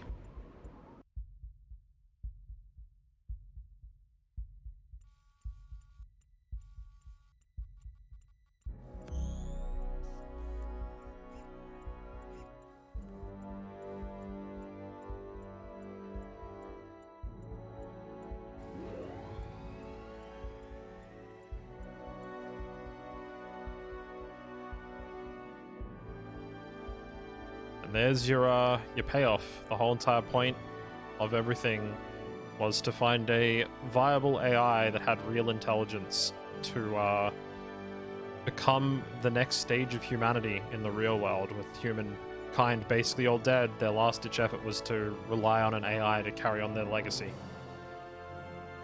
Kind of bleak in itself. Oh, incredibly fucking bleak. Yeah, like, did you read the terminals, Anya? Yeah, I read the terminals.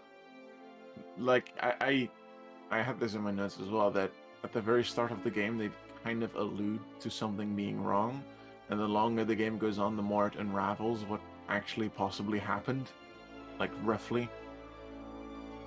And this is that payoff for me. For some, it's the AI learning thing. For me, it was the I actually get to see what happened, sort of. It's I get you. It's interesting because if you go through a lot of the notes, you can piece together what actually did happen as well, which is the polar ice caps started melting due to global warming, and it released a virus that humanity couldn't fight off anymore from 8 years gone by, and it basically started wiping out everyone. Oh, I didn't. I feel like I remember some part of the ice caps melting, but I don't remember there being a disease. But you know, that's good. Oh, then I that's didn't good. know that. But that is ending 2. The one I showed you before about getting entombed and becoming a messenger is supposed to be ending 3, the hardest ending to get, do everything. And this one's like the actual ending, but you don't have to do everything to get that ending. It's like, what? I mean, I guess the third ending is just icing sugar, just something nice, you know, to like reward you for like doing the entire thing and like just going the extra mile, just going 100% completion. Yeah, I mean, this kind of ties back into what I said about that, like, ending 3, is that it feels kind of like the ultimate, like, follower of Elohim ending, like the devotion to the game, in that you want to actually do everything that he gives you, which you then get rewarded by becoming a messenger. So I feel like it's fitting. I just, like, it's a little bit weird. I think it's fitting as a secret ending that isn't the true ending, in my opinion. Yeah, for sure. And as Neighbor just said in my chat, this is the real ending to the game. But it's just weird that like the actual ending is the moderately difficult one, not the actually difficult one. It's a bit weird. Now the question is the second game gonna take place into the real world, where you actually have to do like menial tasks in trying to fix the world, and there's no lasers? Well, I mentioned it Wouldn't before. you love that mouse if there were no lasers? Yes, I would. Alright, Dave. Yeah, as I mentioned before, the road to Gehenna actually takes place between the gold disc being uploaded and the world being erased. And it's literally like you get born into the world and Elohim goes like, oh, you've got one last mission save as many of these programs so that they don't get completely erased as you possibly can. You have to run around, and instead of finding sigils, there's other robots like trapped inside the puzzles, and you have to solve the puzzle to release them. And every time you release them, you get access to a forum that is all the AIs, because there's like a terminal in each area that they're stuck in, and it's all the different AIs like running like an old Web 2.0 internet forum where they're chatting about different stuff. And if you have a certain level of like access from solving puzzles, you can access higher priority threads and stuff like that, which is the AIs trying to approximate human literature in video games. Oh, It is hilarious. It is so much fun. Let me take this last minute before my meeting starts, because I need to drop out. All right. And thank you for the cool idea, Avros, and I'm looking forward to seeing what the next game is. This has actually given me a bit of like drive again to play video games and actually finish them, so I think it's an awesome project. Oh, thank you. Appreciate the compliments. But yeah, And, you two have fun discussing the rest, and I will talk to you later. No worries. good Thank you day, for yeah. for being here, and enjoy the rest of your day. Thank you, you too. Bye bye. All right. I won't. Well, I won't say the joke that I always make because it's rude. well, I've got one last little interesting note here, and then I'm pretty much done with everything I wanted to talk about Talos Principle. This is one that it's really hard to find in the game, but there is an alternate reason why the overarching AI is called Elohim, which is the fact that it's actually should be spelled capital EL -0:HIM. Oh, Eternal Life, Zero, him. Yeah, so I it's don't know the what the HIM is, but extended life drive 0, so that's where the 0 comes from. It's on the first like drive of the system for the extended lifespan project, and it's the holistic integration manager. right. Yeah, so it's a program that's basically designed to run the entire experiment and everything like that, which is interesting. Yeah. Any sort of closing remarks from yourself then, Mars, about the game that you'd like to say? I when I was playing this, I talked not a lot of shit because I don't like talking about games that I don't enjoy, because I do enjoy this game. I think that this game was pretty damn well designed. Its dialogue felt realistic. The philosophy questions made you question your real existence and the games. And I feel like this is like it. I think it's a real big shame that I've never really heard of this game, because it's actually really good. Sure, like the graphics are a little bit outdated, I guess, but that also kind of fits in with the game itself. Like in, I think the most recent time that I streamed this, I looked at like some of the statues that you can see like come by even in the like the pre-loading screen or whatever you want to call it. And I commented on it that it looked like, you've ever been to like a Google Maps area where you like zoom into the street view, and then the like AI generates like what they think it looks like before it actually shows the pictures. Like it's this weird blocky Play-Doh-ish like substance. And I commented that it looked a little bit like that. And I also think that that makes perfect sense with this AI being stuck in very old tech. And like the glitching stuff, like at the very beginning when I started playing, I was like, is this a simulation of sorts, even when it wasn't quite explained to be one? I thought that's very good environmental storytelling. However, the the glitching noises, aside from that one moment where it's like meant to be that, I think it's in World 2 where the walls are the walls of World 1, and Elohim is like, no, that's bad, and then it fixes itself. I think that the glitching was a little bit annoying at times, especially if you've been going at it for like 2 hours or something. But yes, in general, I would recommend this game, especially if you like puzzle games, if you like philosophy, if you like both, that's even better. the game didn't feel slow, even during the the playback things. So I genuinely think this is one of my favorite top 5 games that I have played. Definitely. That is some very high praise to have it in your top 5. I agree with you. This game is incredibly underrated, I think, is a problem with it, because if you go and look it up, you look up reviews of it, you look up aggregated scores on Metacritic, for as horrible as looking at aggregate scores can be, it rates really highly, but the number of people that actually have downloaded and played it is pretty low, because it's just not one of those games that got a huge amount of fanfare, and because it is a puzzle game, it kind of doesn't necessarily draw in the biggest crowd to play it, and it's kind of a bit disappointing, because I feel like a lot more people, if they played it, and I mean, sure, you might struggle through some of the puzzles and stuff like that, but the philosophy and the other stuff it's trying to talk about is worth experiencing.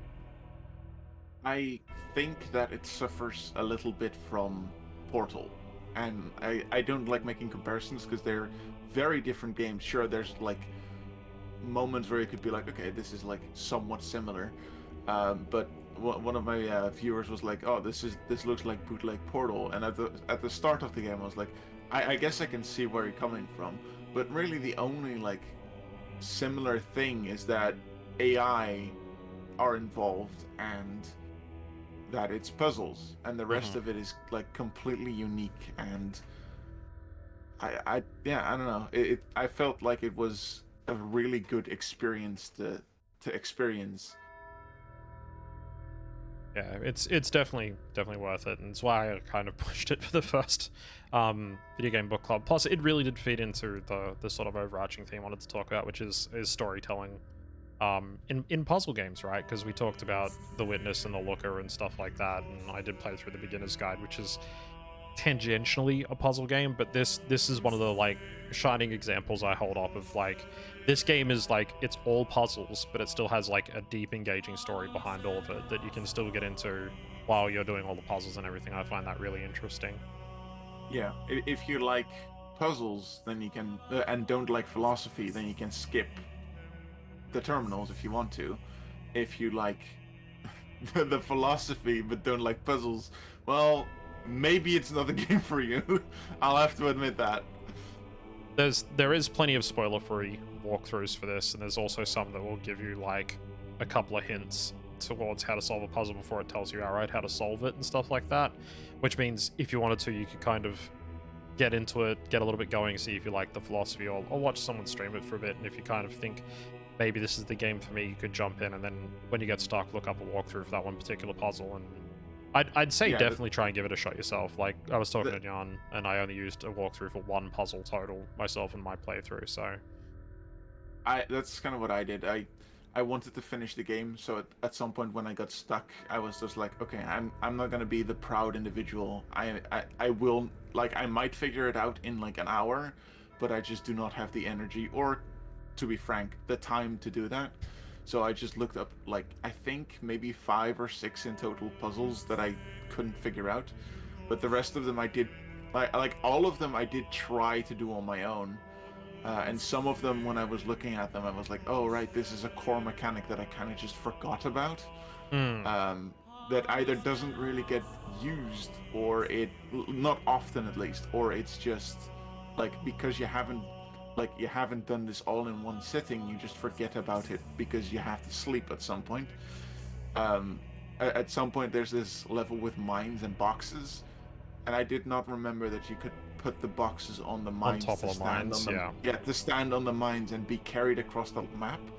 And I was trying to figure out, okay, so how do I use these boxes so that the mines move in such a way that I can weave between them and get to the end?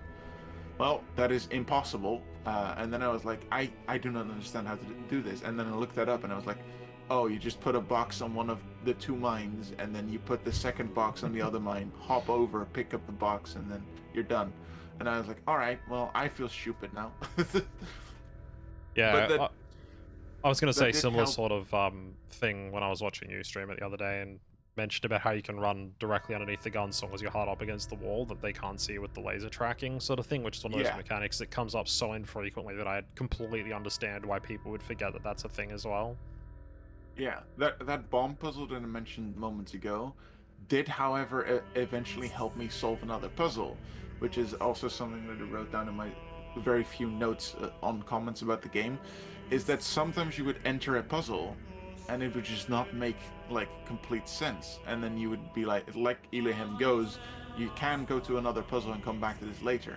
I never really did that because I think that I did things in the quote-unquote correct order most of the time, or if I didn't, I just easily figured out the reason, like the way to do them, like the mechanic of that puzzle.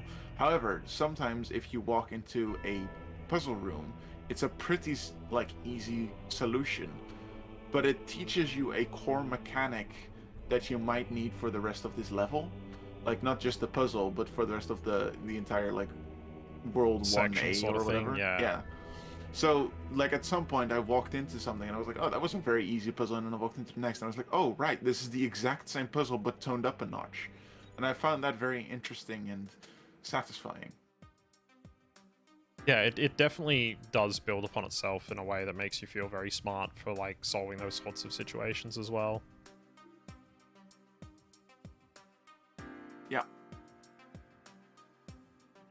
All right. Well, thank you, Moz, for coming in. Thank you for playing the game as well. Oh, thank you for recommending it to me in a way.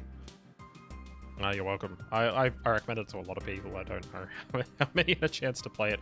Was a bit of a shorter month with it coming out of January into February, but I'm gonna try and give people a bit more time and try and run the next one towards the end of March, which kind of neatly segues into the next game. So yeah, thanks again for being here. Thank you for joining and sharing your thoughts, and hope you enjoy the rest of the stream and the rest of your day. Yep, I will let you be. Have a good evening, Avros. Thank you very much. All right, let me just get this next game started up. So, interestingly enough, like I mentioned there before, so the theme for the first month that I wanted to tackle was storytelling and puzzle games, and that's why we kind of talked about The Witness, and finally he's gone, no. Really appreciate both you and Jan taking the time to play the game and join in, because this was a very risky sort of project. Like, if I go, hey, let's do a video game book club, and no one decides to pick up the game and play it, I'm kind of just stuck here just ranting about my thoughts about the game. I can do that on any game I play, you know, whenever I want, sort of thing. So it's good to have some other people pick it up and play it, which is good. We've got a game with a bit more overall availability coming up for the next one, and like I said, we talk about storytelling in puzzle games was the last month, which is really good, especially for something like the Talos Principle, which tells a very cool story. And I agree with Jan. I think Mars is pretty damn cute as well. But we're going to talk about for the next month. So this is kind of just to give you a bit of a framework for going into this next one. I was trying to think of the word. Why can't I think of the word framework? A bit of a framework to go into this next game, which is we want to look at choices. Okay, apparently I need to install Microsoft Virtual Console Redistributable Virtual Console. I don't think what VC means. Doesn't matter. Visual Studio. Visual C, that's it. Yeah, the next sort of theme we've got for the game coming up, which is just loading right now. I can show up a little bit at the start of it, get people interested. It's a game where we want to talk and discuss overall the theme of fate and decision making, and if a decision you make in a particular situation always will have the same outcome. And so to help us facilitate that discussion through the lens of video games, we're going to check out this game. Just get this all set up. Before I switch over, go. And this should all work now.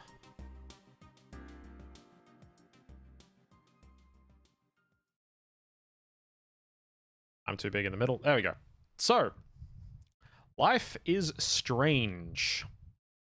This is a game some people will have already played, which will make this better because it'll be all you need to do is just have a quick, recap. Maybe read through the story again for yourself. Maybe play through the game again. I'm definitely gonna play this again. I've been meaning to replay this a lot. If you haven't played it, this game is available everywhere. It just recently got ported to the Switch as part of the Arcadia Bay collection.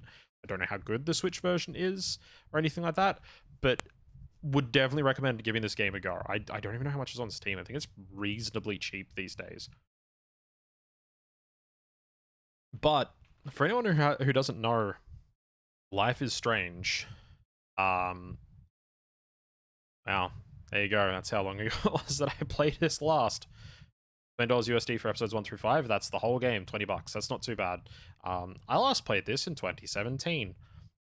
So, there's 5 episodes for this game, and it's really interesting because it has a lot to do with choices. And as it says here, it's a story-based game featuring player choice. The consequences of your in-game actions and decisions will impact the past, present, and future. Choose wisely. So, like I said, we're gonna have a conversation in the next month about fate and really about choices in video games and how they work. Apologies for the loud storm noise. I just unmuted the game there. But play a little bit of the start of this for the stream and give you guys a bit of an introduction to what it is we're dealing with here. I don't know if the game's too loud because this section is quite loud.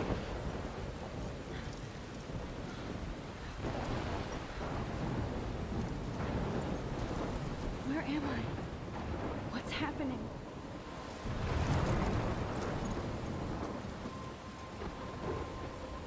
I'm trapped in a storm? How did I get here? And where is here? Wait, there's the lighthouse. I'll be safe if I can make it there. I hope. Please let me make it there. So, this was a game that was recommended to me when I first played through it by Axie originally, because this story has a lot to do with decision making, and like it talked about the past, present, and future, and stuff like that. It really fits into a lot of niches for different games and stuff I really enjoy. I'll get more into that a bit later on, but let's just let this first sort of scene play out and really show you what's going on for itself. Because check out that storm.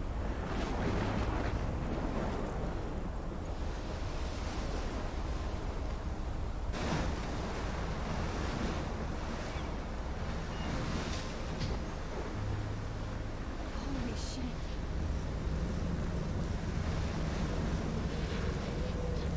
Yeah, I don't think the lighthouse is going to save them from that storm at all.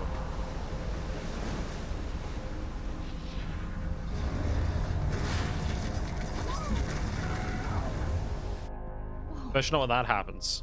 That was so surreal. Famously called film Little Pieces of Time.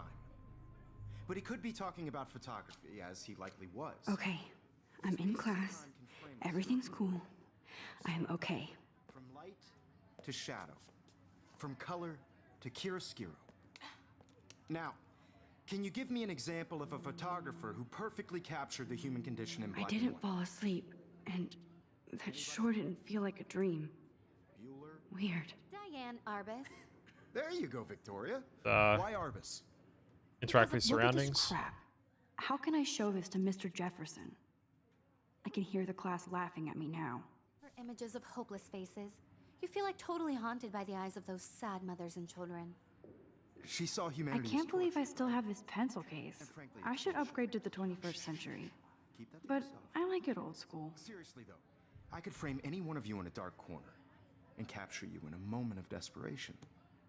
And any one of you could do that to me. Isn't that too easy? Too obvious? What if Arbus chose to capture people at the height of their beauty or innocence? She had a brilliant eye. Shh. I believe Max has taken what you kids call a selfie. A dumb word for a wonderful photographic tradition. And Max has a gift. Of course, as you all know, the photo portrait has been popular since the early 1800s. Your generation was not the first to use images for selfie expression. Sorry, I couldn't resist. The point remains that the portraiture has always been a vital aspect of art and photography for as long as it's been around. Now, Max, since you've captured our interest and clearly want to join the conversation, can you please tell us the name of the process that gave birth to the first self-portraits? I did know, but I kind of forgot. You There's either the know this choice-making or not, system. Max. Is there anybody here who knows their stuff? Louis Daguerre was a French painter who created daguerreotypes, a process that gave portraits a sharp reflective style like a mirror. Now you're totally stuck in the retro zone. Sad face. Very good, Victoria. The Daguerrean process brought out fine detail in people's faces, making them extremely popular from the 1800s onward. The first American daguerreotype self-portrait was done by Robert Cornelius. You can find out all about him in your textbook, or even online. Product of its time? Oh yeah, no, it totally Guys, is. don't forget the deadline to submit a photo in the Everyday Heroes contest. I'll fly out with the winner to San Francisco, where you'll be feted by the art world. It's great exposure, and it can kickstart a career in photography. So Stella and Alyssa, get it together. Taylor, don't hide. I'm still waiting for your entry too. And yes, Max, I see you pretending not to see me.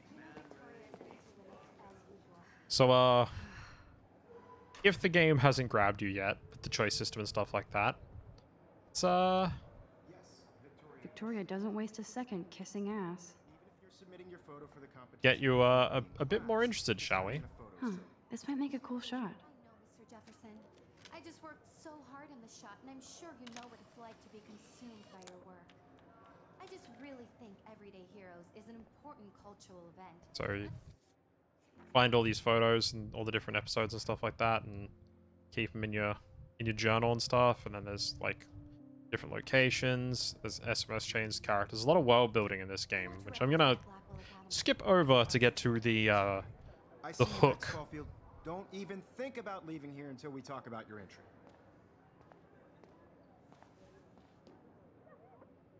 I'd never let one of photography's future stars avoid handing in her picture.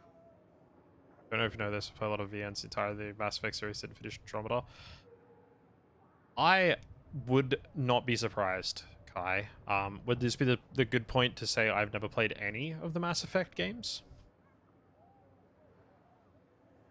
I didn't have any time.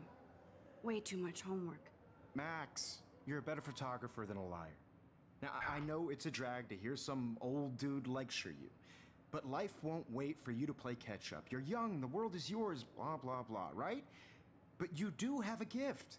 You have the fever to take images, to frame the world only the way you envision it. Now, all you need is the courage to share your gift with others.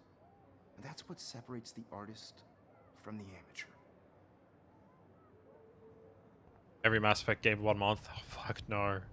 That sounds like a lot of work for like everybody, including myself, to do in a month.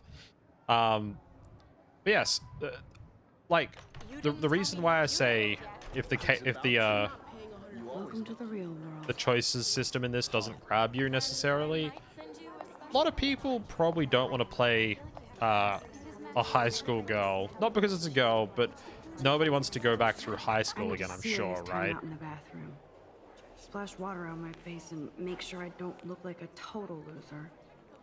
Also, this is made by Square Enix. I'm totally not biased or anything. No, it's published by Square Enix, not made by them. It's made by Don't Nod Entertainment. There it is, Don't Nod. I really like this game. There is a sequel called Life is Strange 2, and I really disliked it a lot. I haven't played True Colors, which is the third game. Copyright music, eh. I'm not that worried. Yep, published by Square Enix. Anyway. You can stop and check out all the characters and learn about them, but we'll kind of skip over that a bit.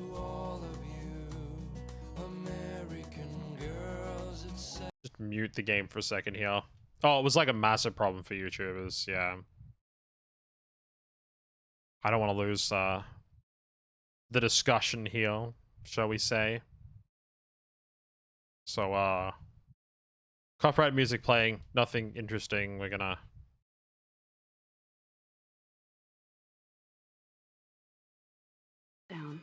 Except we for go. me. Alright. So, now we're gonna get to the hook. Now, who would bother to write that crap? This game was a big push for games to use copyrighted music to add a non-copyrighted setting. It sure was. I don't know if it actually got added to this game or not. I remember there was conversation about whether or not it would. There is a music volume. I mean, you could turn it down and just not have it, basically, for yourself. I do like this mirror. You ready? I feel like the universe is taunting me everywhere I go today. It all started with that bizarro dream in class. Am I going crazy? Line it up with yourself and...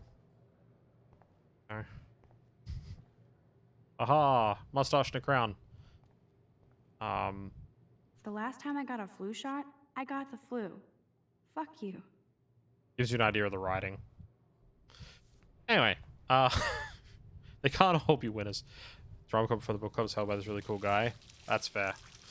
I like the book club. Alright.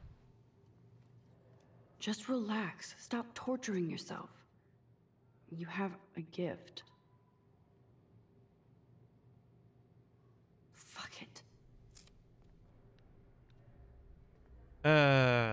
Doesn't really like her own photo. Oh, hey, a butterfly. When a door closes, a window opens. Or something like that. Teenage angst. Oh, yeah. Okay, girl, you don't get a photo up like this every day. No, that photo is pretty bad. This one, on the other hand, a hell of a lot better. Oh, there's a lot of angst in this game. But it's interesting. It has an interesting commentary on fate and decision making. And how the decisions you make impact your future. It's cool, Nathan. Don't stress. You're okay, bro. Just count to 3. Don't be scared. You own this school. If I wanted, I could blow it up. You're the boss. Why is a dude in the girls' bathroom? That's the weirdest part here. So what do you want? I hope you check the perimeter, as my step-ass would say. Now, let's talk business. I got nothing for you. Wrong. You got hella cash. That's my family, not me. Oh, boo-hoo, poor little rich kid. I know you've been pumping drugs and shit to kids around here. I bet your respectable family would help me out if I went to them. Man, I can see the headlines now. Leave them out of this bitch. I can tell everybody Nathan Prescott is a punk ass who begs like a little girl and talks to himself. You don't know who the fuck I am or who you're messing around with. Where'd you get that? What are you doing? Come on, put that thing down! Don't ever tell me what to do. I'm so sick of people trying to control me! You are going to get in hella more trouble for this than drugs. Nobody would ever even miss your punk ass, would they? Get that gun away from me, psycho! No! Here we go. I'm not assuming gender. I know he's a male because I've played the game before. Whoa. What the fuck? How can that be? I was in the bathroom. He shot that poor girl. I held up my hand. And then I was back here. He likely was. These pieces of time can frame us in I already heard this lecture. from light to shadow. From color Time travel Now powers, Kate why is not? being hassled again. And if Victoria's phone rings, this is real. Shit! Can you give me an example of a Man, I photographer cannot who believe perfectly this. captured the human condition in black and white? Okay, if I'm crazy, I might as well go all the way. Bueller? Can I actually reverse time? There you go, Victoria. Why are Here we go.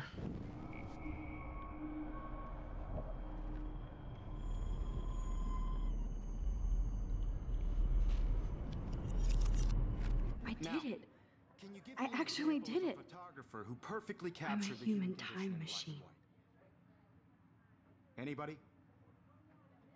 Bueller? Max, don't freak out. Not yet. There you go, Victoria. Why Arbus? When I took my selfie, Jefferson asked me a question. This camera's not that If he expensive. You does don't need to again, do that. I'll Yeah. know this is for real. Kids call a selfie. A dumb word for a wonderful photographic tradition. And Max has a gift. I know I'm not dreaming this. It's real. I can tell. Your generation So I can go back in time. for selfie expression. What if that girl isn't dead yet? The point Can I remains save that her? Portraiture has always been a vital aspect of art and photography for I need to go to the bathroom quickly and check it out. Now, Max, since you've captured our interest and clearly want to join the conversation, Saves coming can you IRL. please Oh yeah. tell us the name of the process that gave birth to the first self-portraits.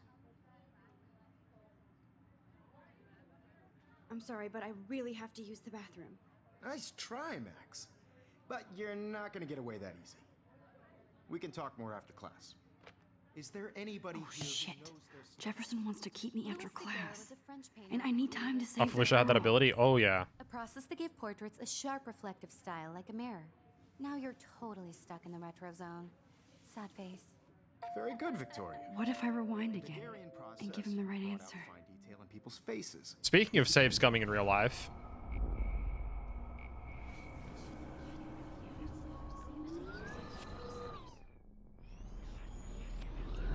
Now, Max, since you've captured our interest and clearly want to join the conversation, can you please tell us the name of the process that gave birth to the first self-portraits? The Daguerrean process, invented by a French painter named Louis Daguerre around 1830. Somebody has been reading as well as posing. Nice work, Max. there you go. Saves coming in real The life. Daguerrean process made portraiture hugely popular, mainly because it gave the subjects Yeah, it's clear, not great. defined features. You can learn more when you actually finish reading the assigned chapters. Max is so far way ahead of everyone. And guys, don't forget the deadline to submit a photo in the Everyday Heroes contest. I'll fly out with the winner to San Francisco, where you'll be feted by the art world. It's great exposure, and it can kickstart a career in photography. So Stella and Alyssa, get it together. Taylor, don't hide. I'm still waiting for your entry too. And yes, Max, I see you pretending. It's the not whole to see. question of if you could go back in time with your Max, memories intact, you're not how far would crazy. you go and what would you You're change? not dreaming. That's what we want to It's talk time about. to be an everyday hero. There's a lot going on in this game, Victoria, you so still have to do your homework this week. Excuse me, Mr. Jefferson, can I talk to you for a moment? Yes. Excuse you. No, oh, it's Victoria. definitely an interesting thought to play Excuse with. us. I'd never let one of photography's future stars avoid handing in her picture. I'm not avoiding, just... Biding time, waiting for the elusive right moment. Exactly. Max, don't wait too long. John Lennon once said that life is what happens while you're busy making other plans. Go on now. Don't let me stop you.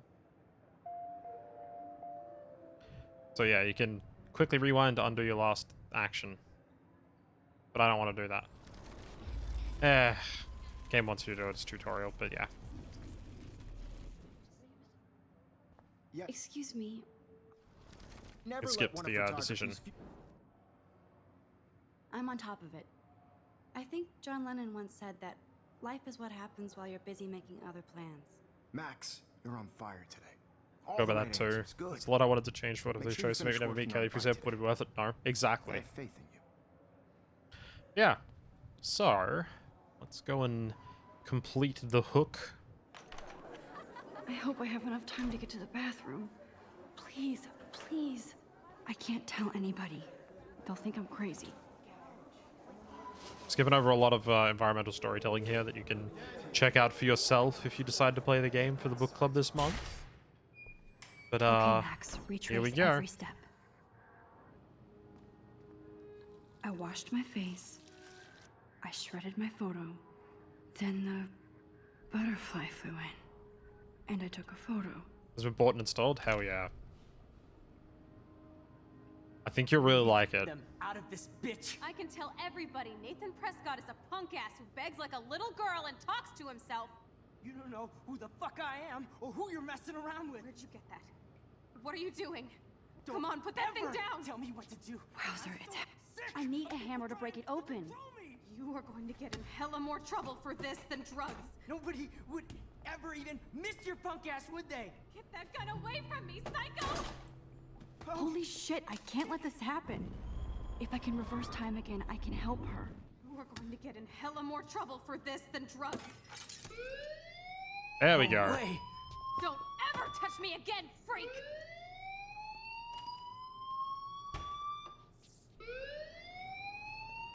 Another shitty day. That did not happen. This cannot be real.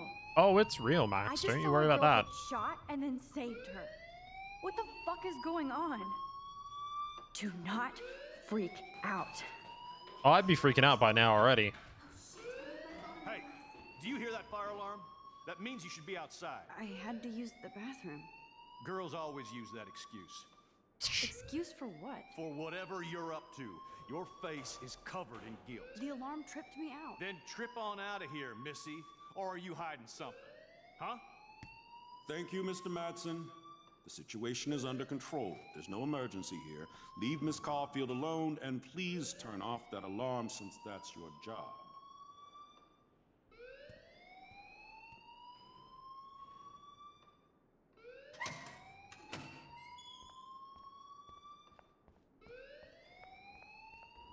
You look a little stressed out. Are you okay? I'm just a little worried about my future. Aha! Sweating pinballs. Is that all you're thinking about? You can always be upfront with me, Max. Or have you done something wrong? Is that it? Well, Max, talk to me. And now, here's like sort of where the game starts getting really interesting, because you can make the decision to either report what just happened or not talk about it. And this is one of the the big decisions to make in this game, sort of thing. And there's a bunch of these, which is why it gives you the interesting things. Oh yeah, this game's pretty old, so it has some of those weird little late 2010s video game quirks like that. And Kaylee, are you freaking out about all of the future talk and philosophy stuff, or anything in particular? Because we can make sure we avoid any triggers or anything like that. Waving a gun around in the girls' room. Nathan Prescott. You sure? Yes, he was in the bathroom talking to himself with a gun. I saw everything. He was babbling like crazy. Okay, slow down.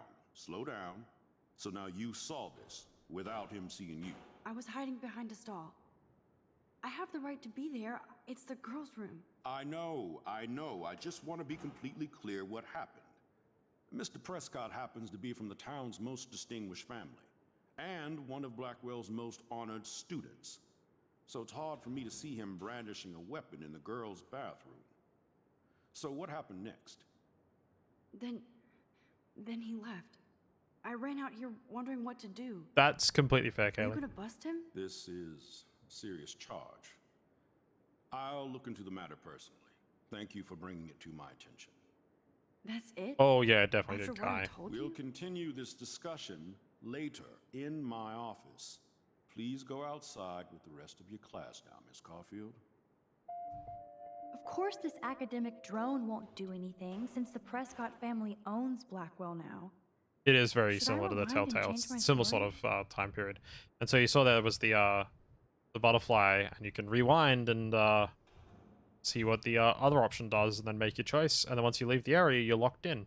So that's the core of this game: is go around, experience what's happening, and make your decisions. And it's interesting because if we go ahead and exit to main menu, there's actually an entire menu in there for the different choices that you make. So, for example, if we go into this one and go to choices, ignore that. Whoops. Hang on a second. Spoiler. Shh. Ignore that. You didn't see anything. No.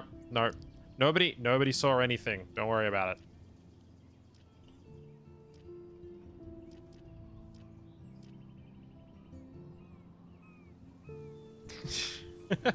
it. Shush. Don't worry about it. I made this work.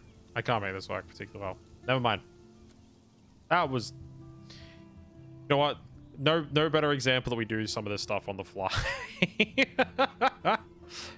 Pretend none of that ever happened. Anyway.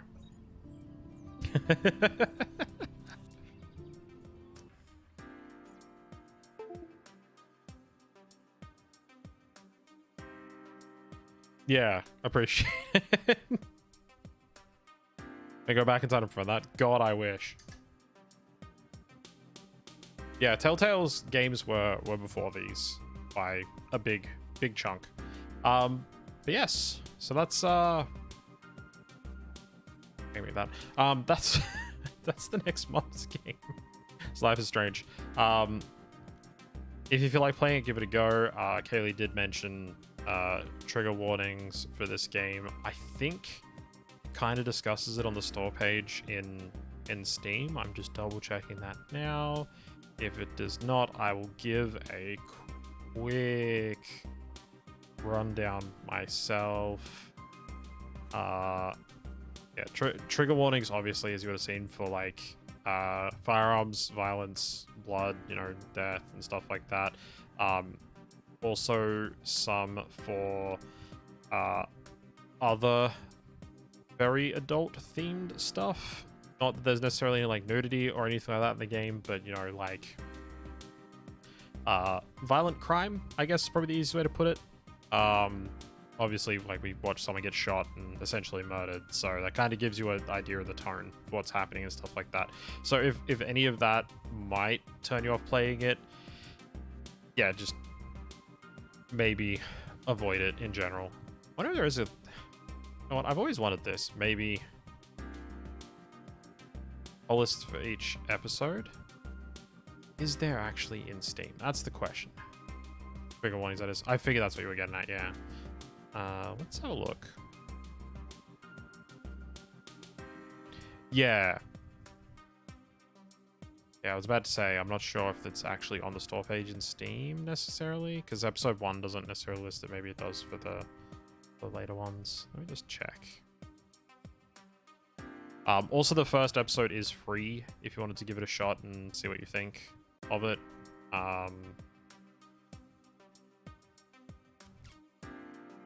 Package info on the second one. Yeah, it does give the ratings board classification stuff. I can see here for Australia for the Office of Film and Literature classification a year. I love your happy to 18 months. Jesus Christ, it's been 18 months already. Holy crap. Oh man. But yes, we're talking about the next game for the next episode of the book club, so I'm not sure if you're still ready to hear that, but appreciate it. How long is the playtime for the entire game? I have 15 hours in it on Steam, sorry, Jan, and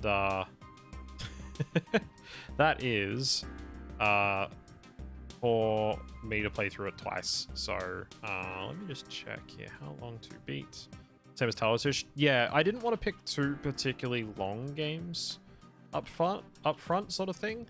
I think, yeah, it says about 14 hours here for the main story on how long to beat for the entire game. About the same for Life is Strange 2. Each episode, because there is 5 episodes in the game, is about 2 to 3 hours, would be the easiest way to put it if you go through and give it a good go. So wouldn't be too hard to sort of just play through it in a month. I have been starting to look through some of your recommendations and suggestions as well, so some of those will start being pulled in, stuff like that. So episode is pretty sure, can't wait to come up at some point. Yeah, no, 100%. That's part of it, right? Is like some of the stuff that we've got and some of the suggestions people given are like relatively short games. There will be some longer ones. We won't always stick to short stuff, but the best part about doing the book club is it gets people interested in playing a game. And if everyone has, you know, some people are a lot more time poor than others, so if we can make it that more people have an opportunity to pick up the game and play it, then so much the better. And that's sort of what I'm aiming for. Which is why Talos was a good example, because it's like a good 10 to 15 hours to get through that, depending on how much you want to play it. And similar for this, where you can get through it. And like I said, the first episode for this is free.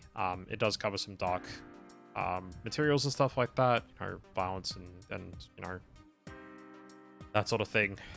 You'd think if you're a typical teen American high school drama, it probably covers most of the things you think of. But yeah, so feel free to jump on in, have that one a go. Like I said, it's on basically everything at this point, so it's been ported to nearly everything. Which, interestingly enough, the Arcadia Bay collection, which is like the most recent sort of re-release they did for it, has Life is Strange Before the Storm, which is a prequel as well. So if you really like Life is Strange, you might end up enjoying that as well. I still have yet to play it. I picked it up at one point and was like, I'll get to this at some point, and then it went into my shame pile in Steam of all the games that I own that I have not yet played. and I say shame pile, but everybody does it, right? Like, everybody does it. So I remind you of the shame pile. Look, everyone does it. It happens to the best of us. Like, I wouldn't worry about it too much. Kaylee with the crying mode. It's bouncing perfectly on my head there. Worse than many. Don't. I have a friend that occasionally stops by the stream that I know are IRL, who is the worst Steam hoarder. Like, literally, I have seen their Steam backlist. It is absurd.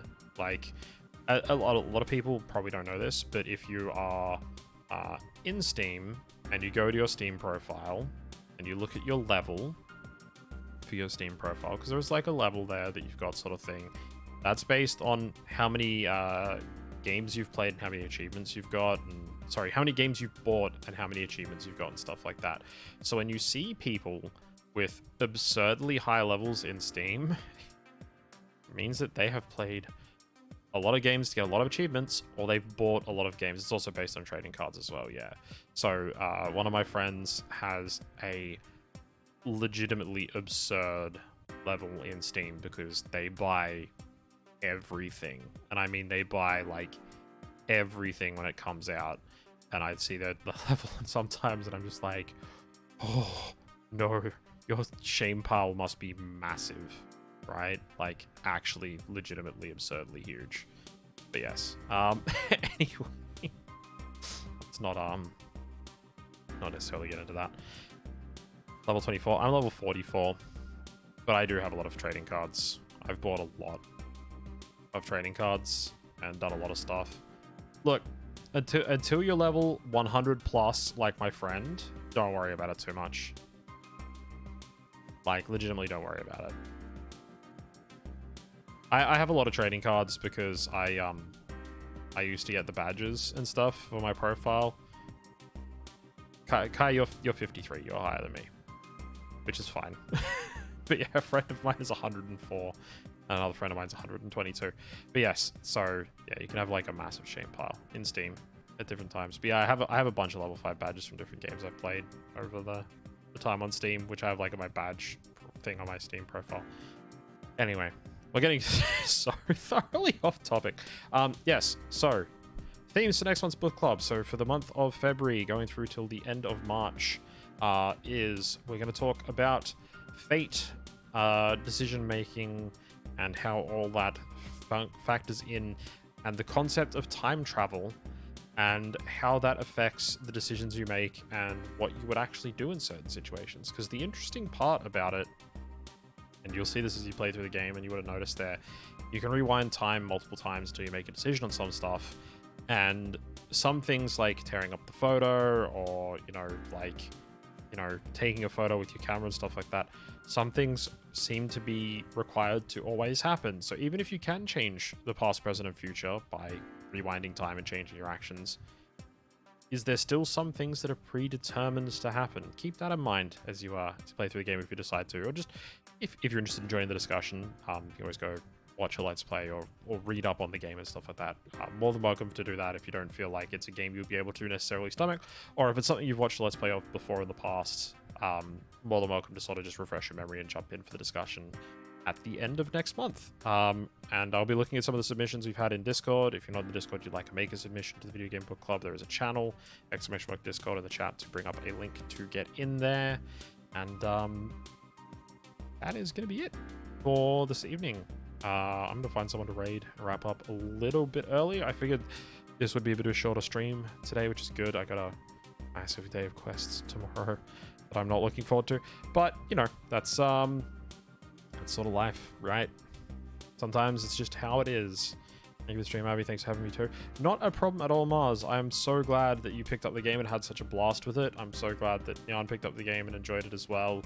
Even if I can only get some of these games out there to a few people and they enjoy them, then that's the important part, right? Always a blast to introduce people to things that I love. And like the last stream, like I said, when we loaded up Talos and only did it for a little bit, you know, it's a game that I really like. It's why we were able to talk about it for like an hour and a half tonight, just going over a lot of different things. And it's also why I did the beginner's guide for the first one, because it's a game like you would have seen at the end of that. Like I talked for like half an hour straight and talked throughout the entire game for the beginner's guide. The VOD's up on YouTube for that one if you want to check that out, because it is a really good game. Yeah, there's so much to that game, the beginner's guide, that's just, it's worth checking out for the creative process and everything like that. Thank you for the stream and great idea. No worries. Something I've been like sitting on for like years, right? And you might think that's weird because I've only been YouTubing for like not even 12 months. Anniversary's coming up. It's less than a month away. Keep an eye out for that one on the schedule. That'll be the 20th of March will be my debut anniversary as my VTuber. So that's gonna be good. And yeah, like something I've been sitting on for ages. I was gonna do it at one point as just like a Discord community, like make a Discord community to like be like, hey, let's get people together, suggest games. But it's so much easier to get people invested and interested when you can hook them with something, right? Like some of you would have seen like the last little like last stream, the first part of the Talos Principle, and been like, oh, I want to see more of this, and that's why we do it. That's why I'm doing it. And I'm glad that it grabbed a couple of people, and we've grabbed someone with Life is Strange already because Kai's interested in playing through that, so it'll be good. And yeah, we'll run to a similar format as this. If you can make it to the stream, Kai, and jump in and have a chat, fine. If you can't, then you know, definitely I'll have a Google form again for people to submit stuff, ask some questions. It's going to be really interesting because there's so much more story with it being 5 episodes long and Life is Strange. So there'll be a lot to discuss. Like it's going to be probably like 2 hours plus on Life is Strange. Easy that we can discuss because there's just so much to talk about. It's also a story-based game. They're not all going to be story-based games. There is a few I've seen people suggest already that I've had a look at, which are pretty good because they are more on the mechanics side. It's just with some of those, because they're going to be shorter, I need to come up with a good theme. Because like I brought it up before we transitioned to Life is Strange. I brought it up at the start of the stream with Talos Principle. Oh, there's more story as well. Yeah. There's definitely more story than Talos. Yeah. One game you said isn't story based. I think there's a couple in there that aren't so much story based. So that's good. But yes, the first month was I wanted to look at storytelling in puzzle games specifically, and this one is more about the mechanics of divergent storytelling and fate and time travel as mechanics to tell a divergent story, which is a an interesting topic. It's something that I've found at the forefront of my mind as I've watched a few different people play through stuff like Until Dawn and The Quarry, I think was the other major big one, and Dark Pictures Anthologies, the other sort of major one that's come out. I know Sean streamed most recent one of the Dark Pictures Anthology. I can't remember what it's called. Devil Inside Me, if I remember it now. The Quarry was the big one that came out recently, which is the same devs that made Until Dawn, which both those games are incredible. And Until Dawn being trapped on the PS4 is kind of a shame. Like it's a shame that game didn't come out on more things. But yes, like that entire idea of storytelling is still a big thing, and it's very different in those games because it's an ensemble cast. Spoilers for that entire genre. It's an ensemble cast in a horror game, so people can die if you mess up, and then it kind of really affects the story. Not to say that, you know, obviously we watch someone get shot in the intro to Life is Strange. Not to say people won't necessarily die in that, and it's going to be a much lighter story and stuff like that, but it's different. Life is Strange is more of a drama, whereas those games are more in the horror genre, so it's a different take on the same sort of concept, which makes it I won't say unique, because it's definitely not, because we talk about Telltale games and stuff like that, but it's definitely interesting and worth experiencing and worth discussing, which is what we're doing next month. So I hit all of the high notes.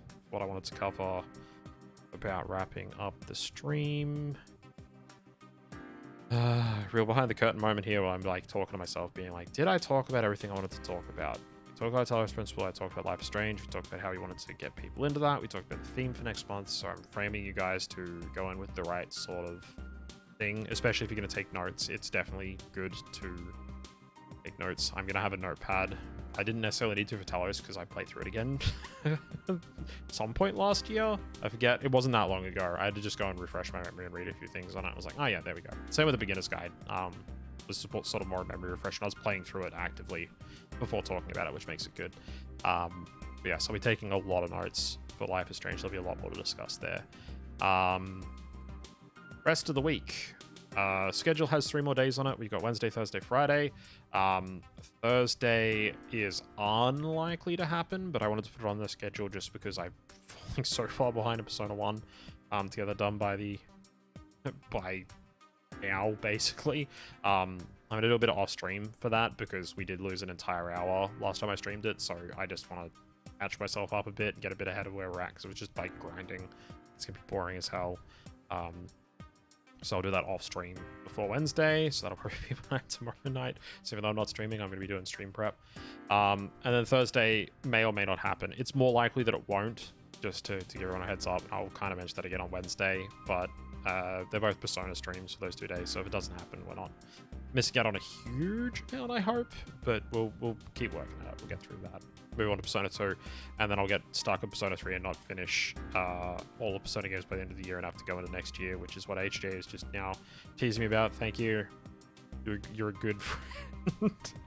And then Friday is return of a ridiculous game. Hopefully people can make it out for Fight Night Friday this week, because we're going to get a group of idiots together and play Dream Mogul Up. Which is absurd. For anyone who hasn't seen it, you will have an absolute blast. You will laugh. You will probably hurt your stomach laughing too much. I know we have in the past playing it because the game just lends itself to utter absurdity.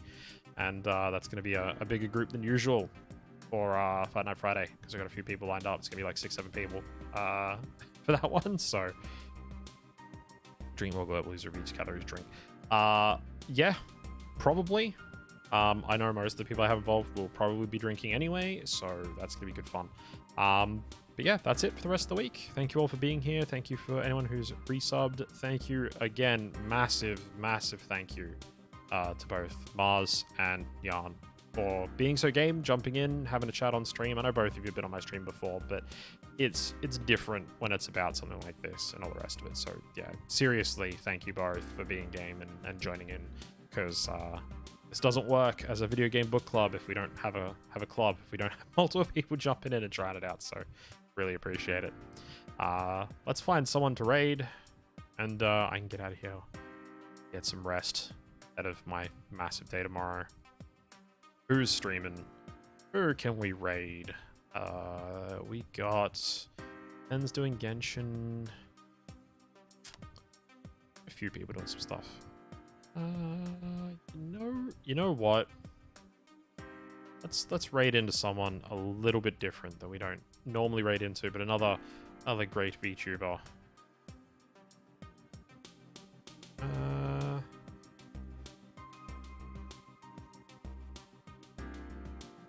One of these we raid into. Yeah, let's go here. All right, let's get the raid message up. Great VTubers more than just you. Did you forget yourself there, Kaylee? Or, Mars or Kai that are also here? Or, the rest of the Hika fam? Because we're all wonderful. Which now feels like I'm bragging because I said that about myself. Everybody except me is wonderful. There we go. Offset it by self-doubt and loathing. What? Anyway, it's the raid message. You gotta have that self-depreciating sense of humor. Otherwise, it's not a real VTuber stream, right? Two things every VTuber needs: scarf and not enjoying your own content. Wasn't Kairos even? Don't know why you could be something that. Kaylee proving the point exactly. look, I say have faith in your own content. Enjoy your own stuff. You know, someone's gotta. Oh, that's still too self-deprecating. No, you know, just be proud of what you create yourself, because you know it's worth it. It's worth enjoying your own stuff. Otherwise, you know.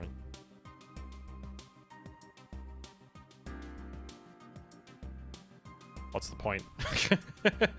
Anyway, yeah, Kai, it'll be good to see you stream more often when you have the time, because you're great, even if you haven't had the opportunity to stream as much lately. Because, you know, it's always fun watching you and hanging out. I get the chance, which is sadly not as often as I would like. But we're going to send a raid on over to... I totally typoed their channel name. Awesome. Well done, Abby. Good job. There we go. Don't ask me how I typoed that. I completely missed a letter. And I will not tell you which one. So don't bother asking. Be late again. Sorry, a bit of a short one tonight.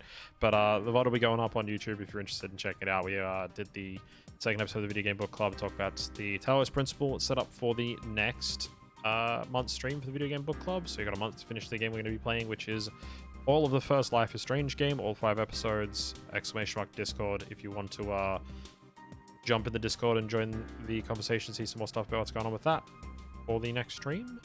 But we're going to send a raid on over to Mighty Dragon Gamer, who's another Aussie VTuber, good friend of a few people from the stream and from the Higa fams. It's going to be good to send some love their way. So hope you've all had a wonderful evening. I have had a blast. So enjoy the rest of your morning, afternoon, or evening, whatever time in this wonderful world of yours. And you've all been wonderful. I've been Avro Skygarth. That's going to be it for me. So, lots of Abby.